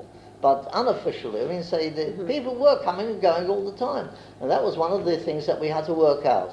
In other words, that we had to be quite certain that each block had the same number of people in as the day before, as the last head counts. And there were ways and means. Either people moved from block to block. I mean, it had to be organised, to say there are two missing in block E, so two people came from block B after block B had been counted, and they joined up in block E. I mean, this was the way of doing it. The head count, it wasn't all that difficult, though. But that's how it was done. Were there still Finally- members of your team who resisted any kind of involvement with your work? With? Did they resist when they With? resisted? No. Even No, the ones no. who were not Zionists, Exactly. they Even all ones who in were your team. anti-Zionists, they became, on the contrary, they volunteered to do this sort of work more than the others. I mean, As an outgrowth of their experience. the actual impact made a complete change in these people. And I would say that, but we realized we couldn't do this on a large scale. And we couldn't go on doing it for a long time. This I don't remember. Whether this was done while I was still there, or was done after I had left, there was a way, we found a way of doing this officially. And that was by using the excuse of the reuniting of families. And I can't remember whether I had done this, or this was done by somebody else, whether it was done in my day or it was done after I'd left. This, for some reason or other, I've got a block there. And it was this, so that the next leader of the team or one representative went to the commander of the garrison and said, now look here, you know very well that this business of reuniting families is looked upon with favour by the authorities. We have the means of finding, what's the name? Now, we present you with a list. What we want from you is that you allow these people to go To join the other and party. also provide the transport. Was he aware of what was? Pardon? Was he aware of what was No. going No, on? of Not course at all. not. Now, this man was a certain Major Edwards. He was a young man. He couldn't have been more than my age, about 28 or so, and had been a former member of the Palestine police. He was anti-Semite of the first order. He made a lot of trouble for the DPs there, and I had regular morning meetings with him. And he was always very nasty and making very snide remarks. And at any rate, he saw in this getting a feather in his cap, so he fell for it. And I don't know for how long they did it, but for many months they were transporting people from Bergen-Belsen to the American zone, and with then the knowledge of Major onwards. Edwards. That's the story of the this particular escape route. Maybe Abraham Greenbaum might tell you much more about that side of the work. I'm not at all sure, but he stayed on after I had left, so he might be able to give you some information about the... I can remember him coming back from England and getting money for all this sort of thing. But he could probably tell you a lot more about it, if his memory is still good. While you were at Belsen, was there a school set up already? Did they have any classes or school? We did set up schools. Schools and what do you call it? Youth activities, and also trade, vocational training schemes. And who were the teachers for these classes, if they didn't come from abroad? I believe we recruited DPs to do this sort of work. I can't quite remember. We organised it, and remember, you've got 12 people, or 10 people in actual fact, because 2 had remained in Holland, who are organising activities for 10,000 Jews. How did you coordinate with the Central Committee? Central Committee... How did you overlap, and how did you work with them? Of the DPs? Yes. I was sitting with them a lot, practically. That's when I spent a lot of time, in actual fact. Scheming and talking, etc., etc. So when... I can remember one thing, I don't know if I told you this story last time, we talked about Yossel Rosensaft. I mean, at the very beginning of this whole business, I said we'd have to get money from somewhere. No problem. Tomorrow morning, you'll have 10 million mark on the table. 10 million mark. And he never, it never came about, but he could guarantee if he said so. And did you have 10 He million? he had teams, pardon? Did you get the 10 million mark? No, I didn't. No, I said I didn't want it. I said, well, I would get it from other places because... To my knowledge, from England, the way they sent money out was to weigh a tin of sardines and to see what its net weight was, and then have money put in sardine tins and have somebody close the sardine tins and send them in the back of an ambulance, and then they knew they had money. No, there was all sorts of ways of getting money out. We needed the money for bribery, for all sorts of things. That's the way of getting money out. It may be that in the end Yossel Rosensaft was supplying a lot of this money for this sort of work, but you have no direct evidence of no any direct kind of... evidence of it. I mean, you he's not haven't alive seen him anymore, of course. But if Yossel Rosensaft said he could do it, then you could rely on him 100%. And Dr. Bimco at that time was working in the hospitals, no? She was working in a hospital, his wife. There was a hospital that had been set up by the British by a certain Colonel Glyn Hughes. There was a Glyn Hughes hospital. Remember that when we got into Bergen-Belsen, there were still thousands, I don't know how many thousands, of typhus cases. One of my first memories of moving, this is what I can't be sure of, whether it was to move into the camp and move out again, or move into a special quarantine part of the camp. I was always had to go through a tent where there was a pump. They pumped you full of DDT, in and out. I can remember for weeks my uniform was covered with the white dust. I can remember that. Exactly how, what, and there were thousands of people dying every day in those first weeks. What I can't remember are all the burial details, who officiated at the burial, how they were buried, etc., etc. I can't remember that at all. I have certain blocks. So we're basically talking about your team was there, the Jewish Relief Unit, and the rabbis were there, and the joint. The joint fine. How did you afterwards? After what? When in the summertime?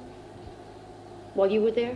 While you were there during the time? No, the joint, I believe, arrived after I had left. After you left. So you basically were working with the only other people you're working with, besides the DPs, the Central Committee, were the rabbis.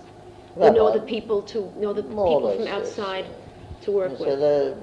They had they had very little to do with us.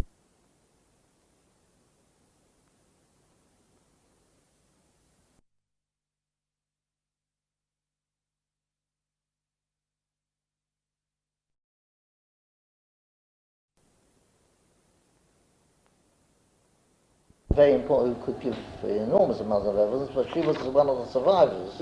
But she was very active. It's Chavarav, Futzat Yavna Sarah, Stern Katan. Oh, I'm not familiar. Sarah Stern Katan? Sarah Stern Katan, yes, she was one of the members of this coordinating committee. And there's also, what's his name? Which coordinating committee?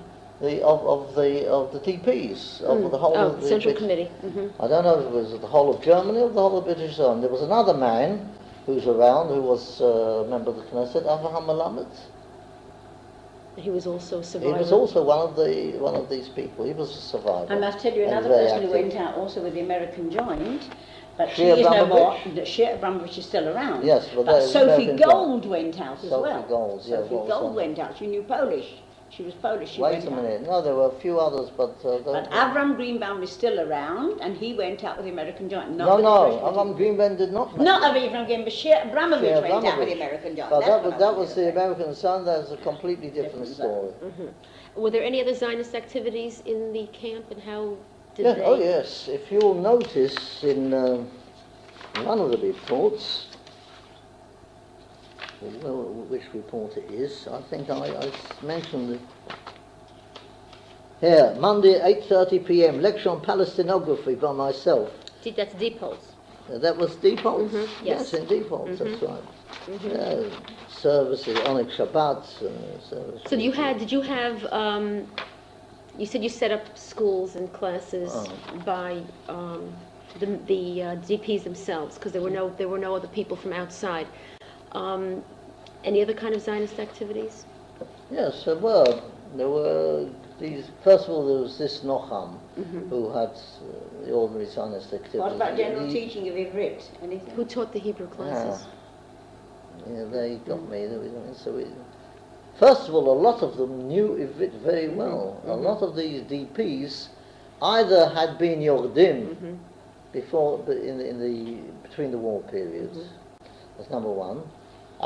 Or they had been pupils of these Tachkamoni schools or Tarbut schools in Poland, where they taught them Ivrit very well. They spoke Ivrit quite well. So in they fact, were the teachers. A lot, pardon? So they were the teachers. They were possibly the teachers. They could have been.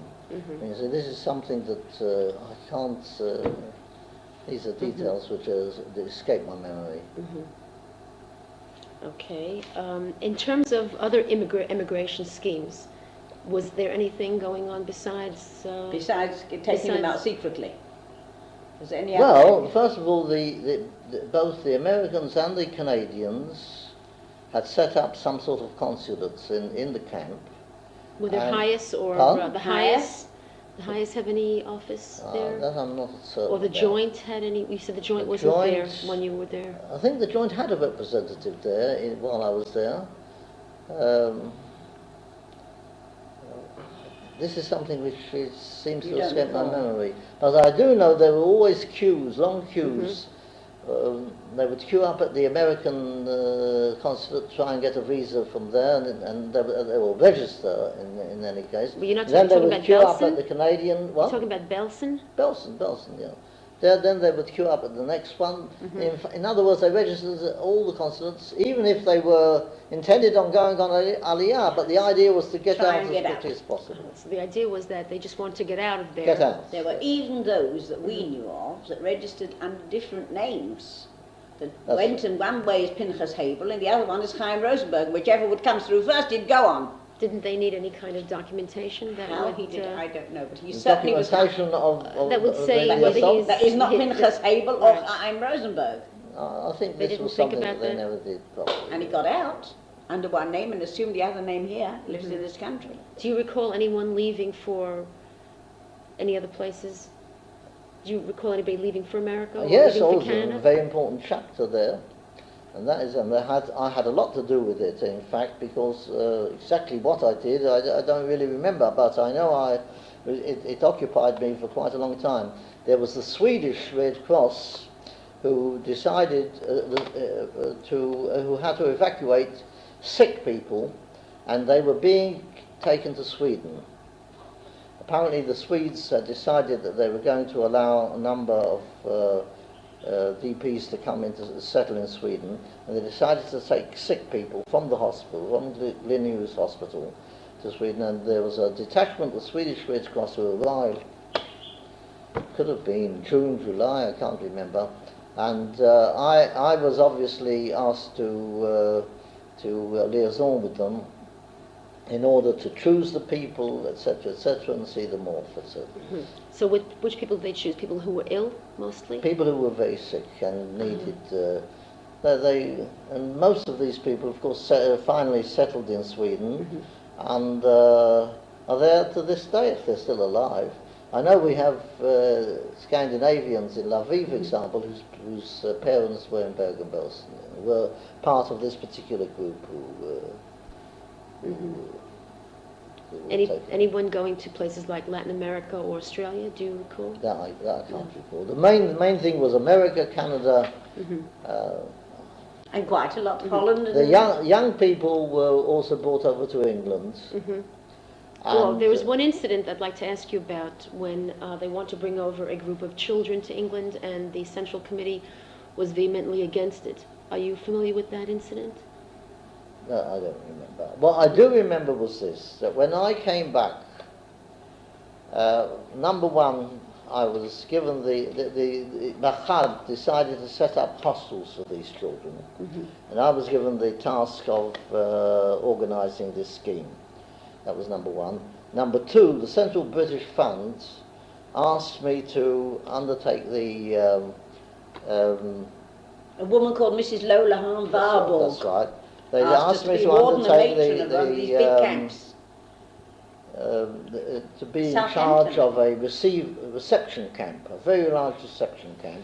The idea was this, that the children would arrive from the continent, they were taken to a reception camp, and then they were distributed amongst all these different hostels.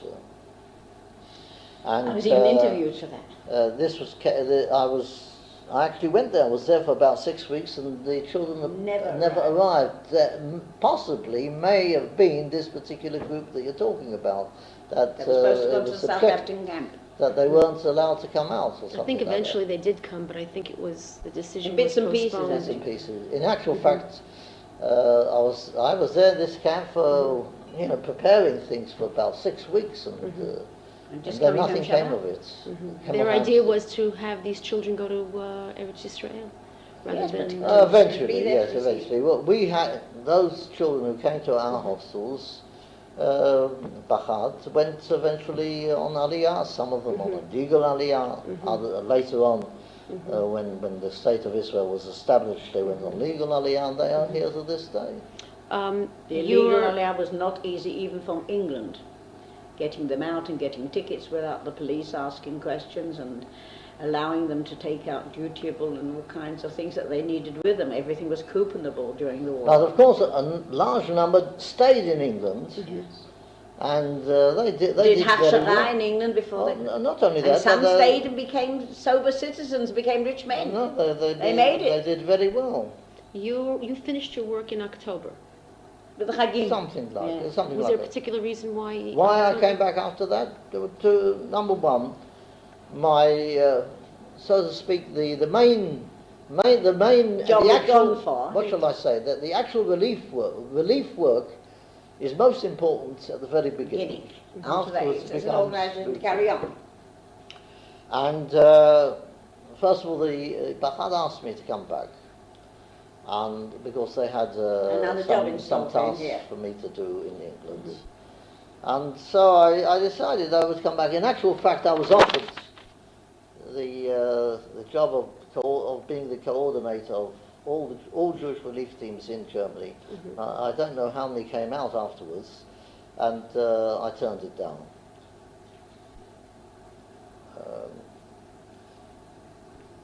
And you took charge of the hostels instead.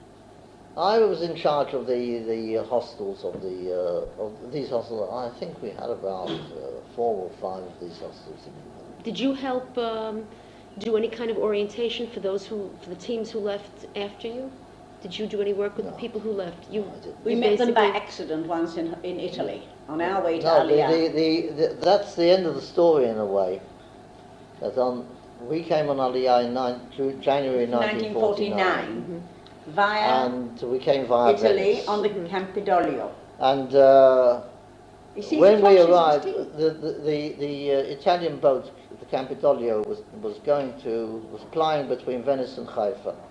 And we arrived on the Wednesday, and the idea was to board the boat and off. And we were told that the boat was going to be held up until a group of displaced persons would arrive who were going to be in the hold. And we were held up until the Friday. Now, Friday morning, we were sitting in the hotel, and there I saw 2 young ladies walking in. Sadie Lewis it was that time. Sadie Lewis and truly somebody of other. The 2 young ladies walked in, dressed not only in British uniform, with his but flashes. also with my flashes on their same. And they were members of my team who were still in Bergen-Belsen. And they told, of course, I went over to them. They were there so long. Pardon? They were there so long. No. They were escorting this group. No. Well. You must understand what happened was this, that most of the original members of the team went back after a year or so. Oh, I see. And they were replaced by new volunteers.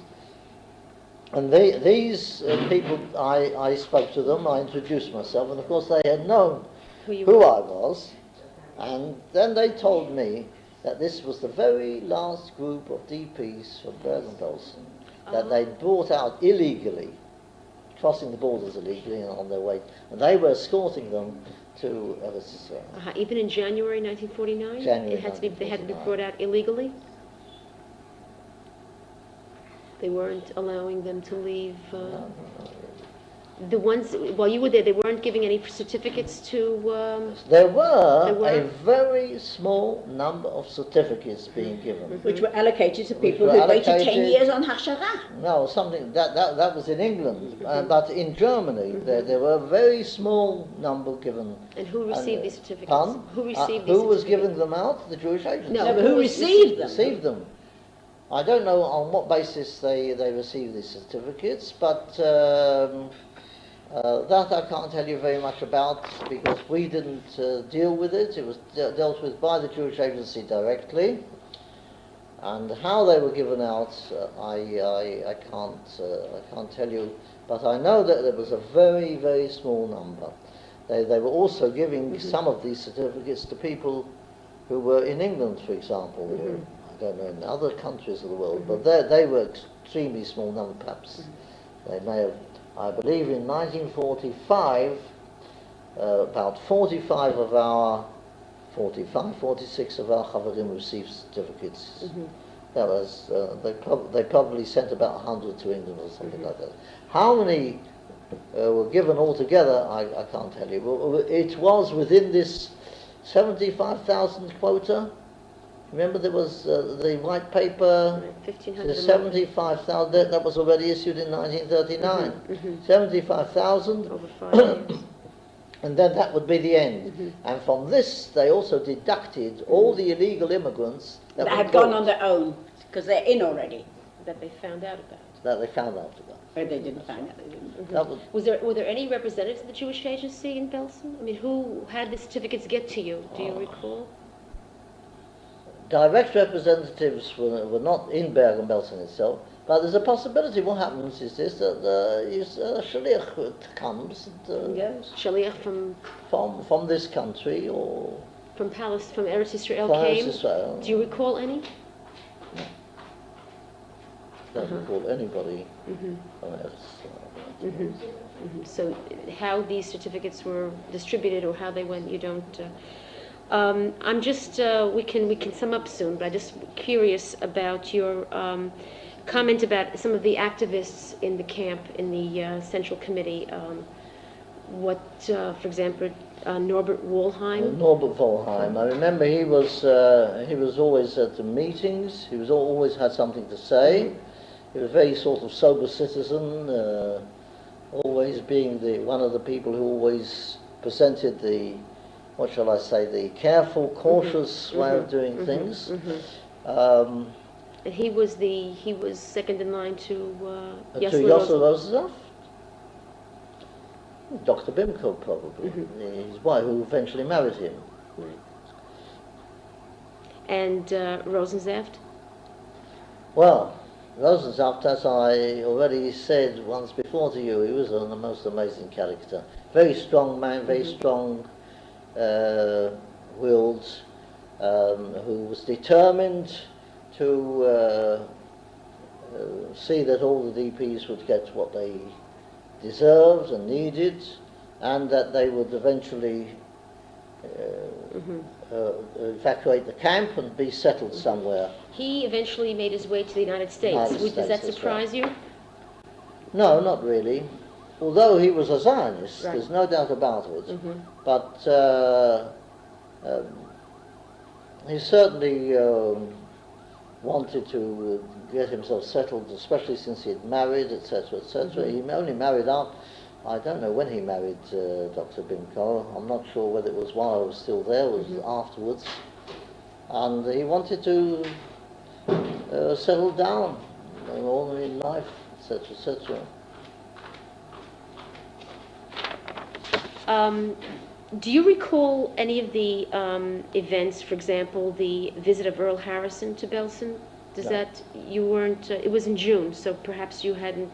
You were on the way You somewhere. might have been somewhere else, but you don't recall anything. Recall The visit of Earl Harrison was sent by President Harry Truman to investigate the conditions. And what about the trials of the Nazi criminals in Lüneburg? Do you recall any kind of... I don't think they... It started in September. It started in only September started in September. And 45. ended in November. But I'm wondering whether you have any recollection of any of the... I have any recollection from the point of view of the camps, etc., etc. Or perhaps the first Congress of Central Committee in September? Okay. Just one last thing in terms of the relationship between the camps and the communities in Germany. What was the relationship between Belsen and the communities that were set up out? You didn't have any kind of contact with... I can't remember. Your major work was in Belsen, and you had no... Can't remember any sort of relationship at all. When these communities were set up, I also don't really know. Or the I can remember visiting certain towns like Hamburg and Bremen and Lübeck, and not having any, excepting for Hamburg, where there were camps and there was the old age home. I can't remember having any contacts with Jews in these towns at all. We met with the Burgermeister of each town. The idea being that Leonard Cohen especially was interested in drawing up some sort of list of property, Jewish property, etc., etc. This was already in preparation for this whole reparation business. And I remember we didn't get very much help from these Burgermeisters. I remember that we had gone to Bremen, and the first thing we did was to go to the synagogue, which had been burnt in Kristallnacht, and looking at it was left exactly in the same state as it was. Wasn't Bremen a part of the American? There was an American enclave. That's quite true. And we went to what's the name? I remember then going to the Burgermeister and talking about our visit to the synagogue, and of course he said, "Oh, that was bombed by the Allies." That's the sort of attitude they took. Are you aware of any of there were concerts, I read of concerts at Belsen. Concerts. You don't... Concert. I can remember one of them, yes. I don't know whether... Pardon? Where did the instruments come from? What? Who supplied the instruments? Who supplied the music? Are you talking about musical concerts? Yes, I can't remember musical concerts. I can remember two things. There are two events that I can remember. One was the very first you can call it a concert, which was given as part of the celebrations of the camp being liberated. And when did that take place? That took place sometime in June. And there was a cinema in the camp. This was a Hungarian officers' camp. And what I can remember is this: first of all, being asked to come and to attend rehearsals for this, what's the name, and simply by being there, they wanted me to be there, and I went. And then, of course, I attended the concert itself. And the fact was this, that this hall seated 2,000 people. But 10,000 people wanted to get in. And the scene that outside this Bedlam. This building was bedlam. There was this poor British soldier who was standing trying to keep order, and he was terrified because there were these thousands of DPs who were screeching at him, calling him Gestapo and Nazi and God knows what, because they wouldn't let, he wouldn't let them in. No more room. The place was full up, packed out. Well, this is a musical concert? Pardon? A musical concert? It was, first of all, there was drama and there was singing. And there was a Yiddish play, I believe. A Yiddish play? A Yiddish play? Yiddish play, yes, that's right. Exactly what it was something on the subject of the wasn't it? I can remember that somebody sang this Priesel Sprint there, and everybody was very, very moved, and everybody was very proud of the fact that they were able to put this concert on. Incidentally, they were very, very talented, the people who put the concert on. There was a man who was in charge, I believe his name was Zami Fader. I don't know whether he wrote the play or whether he organised the whole thing, but it was a very good concert. I can remember that. I can also remember a football match between the Jewish DPs and the Polish DPs. And the Jewish DPs were beaten very much. And I remember saying to Yosef Rosenzaf, "What's happened here?" And Yosef Rosenzaf said, "Look, how can you possibly, this poor Jewish DPs there, they haven't got any koyach, and these Polish biryonim." That's it. At what point did the camp become entirely Jewish? It wasn't entirely Not Jewish. always. Never. There were always a number there of... There was the Jewish part, there was the Polish part. And then I remember one other thing that I was very annoyed about, and that was that the Poles put on a concert, in Polish incidentally. They came to me and they invited me to the concert. I said, "Well, look, what's the point of me coming to this concert? I don't know Polish." I don't know Polish. They said, no, we must have you there. So I went. And, of course, one of the items was a very, very rabid anti-Semitic Polish, Judean, with a sort of...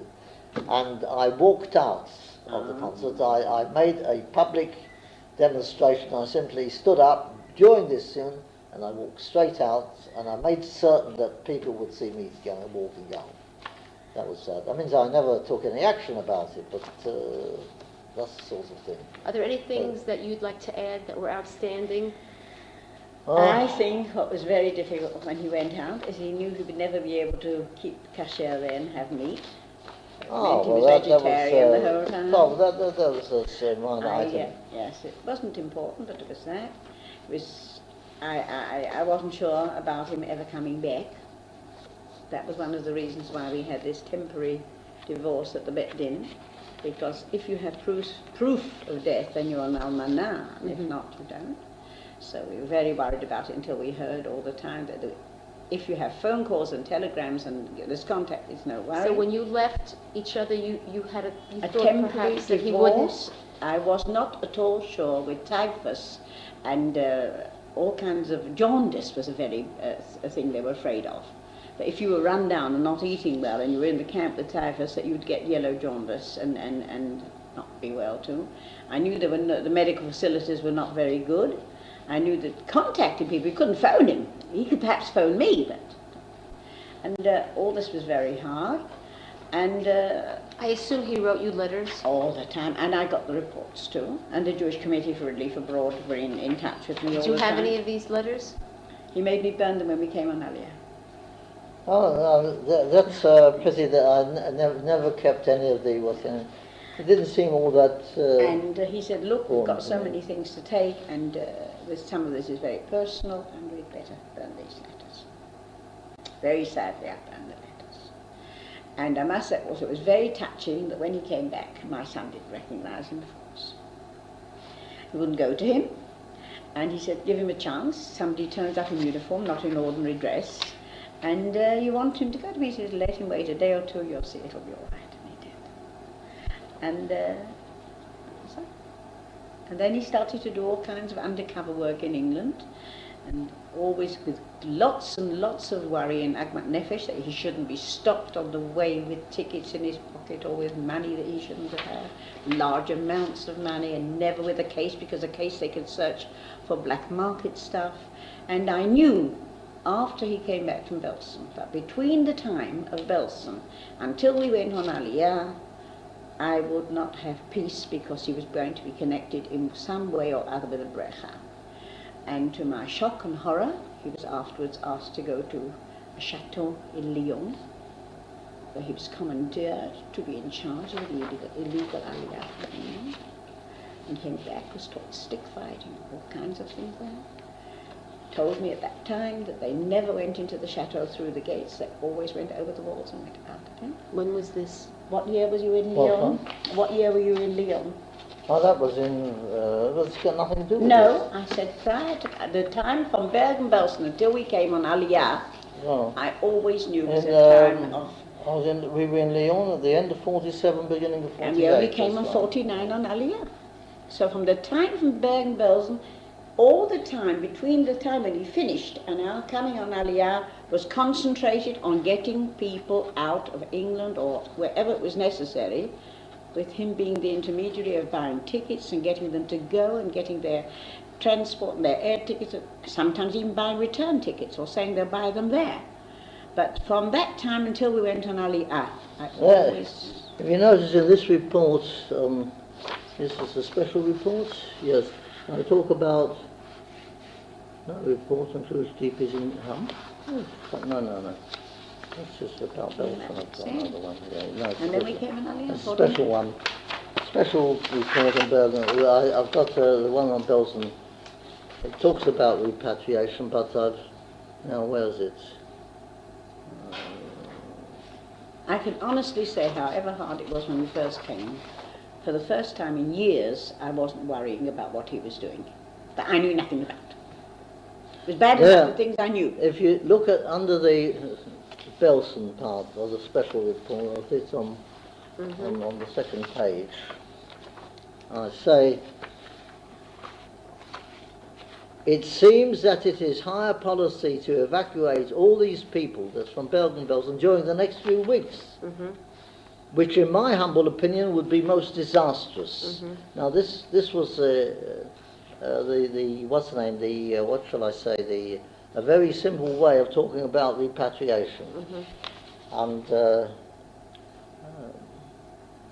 18,000 people here, 12,000 in hospital, 6,000 walking about. Estimated that between 70 to 80% of these are Jewish. You mentioned on page 3, I think we're talking about the same report. Yes. On page 3. Oh, yes. You, before Lincoln here, you say that our very presence made a great difference to them, and they are looking to us since already they are feeling abandoned by their own Jewish people. Yeah. Because you were the first group that came. I read where Yesler Rosensaft also had said that in one of the Belsen, in the book about Belsen, that he spoke very bitterly that world Jewry, let's say the ordinary Jews, didn't volunteer, did not come in as doctors or as nurses or other people. Well, it's quite, look, if you think about it, there were just 10 of us there. It's negligible. 18,000 people at the beginning, yes? Where was everybody? Could they have gotten in if they wanted to? I mean, that's also If an there issue. had been more volunteers, There would have been more pressure. number one. If the Jewish Committee for Relief Abroad had been a much wider organisation, if there had been something like the American Joints. Remember, the American They Joint didn't never come in moved months. in until months later, because they had a policy, and it was Supplies. based on experience, never move in without an adequate stock of supplies. And they moved in with almost nothing. No, it's And quite true. constantly Yossel getting Rosenhoff was quite correct in what he said, because in actual fact, who was there at the very beginning of the liberation? There were just these two Jewish chaplains. There were some Jewish soldiers amongst the forces, but they were simply soldiers. They couldn't do anything, or they didn't. Maybe they did, I don't know. But was it the fault of the The lack of the volunteers? lack of volunteers, or the- was it the more because organisation? the British did not want? You said the British. Partly that. Not only this. There was one other thing that the TPs never ever realised, and I don't think they realise it to this day, that the actual facts were almost completely unknown. Unknown. You must remember that when we arrived at the continent, we also didn't know very little about what was going on.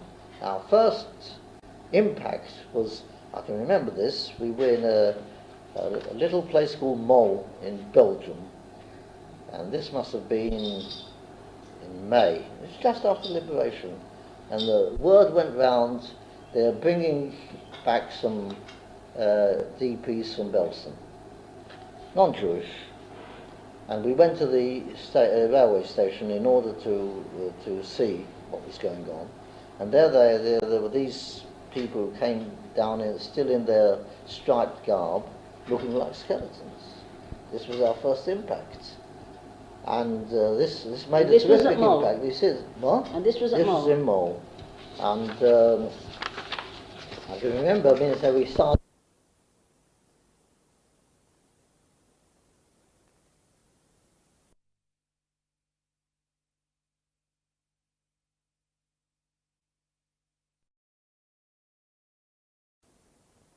Families living together in one room,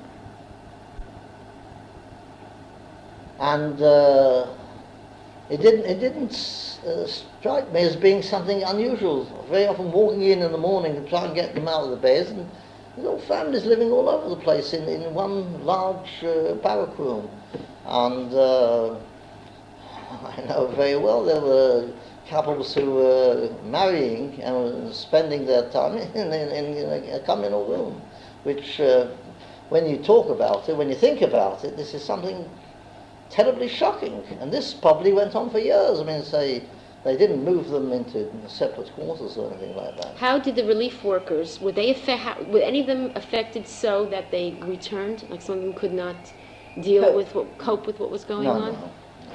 You didn't have that? No. They did their job very well. I found when Shalom came back, he talked a lot about it, and then after somewhere along the line he just stopped. He says, I can't live in Basel." I did listen to literally thousands of stories, personal stories. And how did you personally cope with these things? Yes, exactly. Now that was the whole point. At the very beginning, it was very difficult to take it all in. But after a certain time, you reached a point where you created some sort of a defensive or mechanism. And in actual fact, for many years, I seemed to have forgotten everything that went on. And it was only when I met people and they spoke and they reminded me of things that these things came back, and are still coming back. You didn't, as a group, you never sat with your colleagues and Talk about them. Oh yes, we spoke about this all the time. We were speaking about it. Were there any psychologists among your? No, there was not. There were no professional people in this whole group. Right. So that's an important point. They were all amateurs in a way. They never thought of recruiting people who were social workers or psychologists. It never occurred. I don't know if it didn't occur to them, or whether they simply people didn't couldn't get hold of volunteer. it. remember that volunteers had to be people who were not Doing anything else? already in the forces. Most young people were all in the forces. And the older people are not always ready to go. And They were not always 14, ready to go. They 15, were not or always available. fit Had children and to so on. do these things. That's one of the reasons I told her why I couldn't go, because it meant staying behind with my son. And if we'd both go, who was I going to leave him with? And then you don't know if you're going to come back or how. You're going out at time of day after base where the war's still on. They celebrated D-Day out there and got a champagne ration and whiskey and so on. Here were we waiting in England to hear the war's over. And I Not must D-Day, V-Day. And you're waiting to hear what's happening there, and does it mean he'll come out or will he stay on? Of course, I knew he'd have to stay on when I heard Bergen-Belsen was liberated. I had read somewhere that the reason that the joint had more professional workers because they paid them better. I'm sure. Do you have anything to say about that? No, we were paid very poorly, but Well, no one went for poorly the money. is weinig no, gesucht. that's a possibility. But They had very little money available and they gave us. I'm not at all sure whether If you were working, they deducted what you were earning. I'm not at all sure whether that was one of the reasons for not having all these volunteers. There were a large number of volunteers who were not able to go because they were not British subjects. Ah,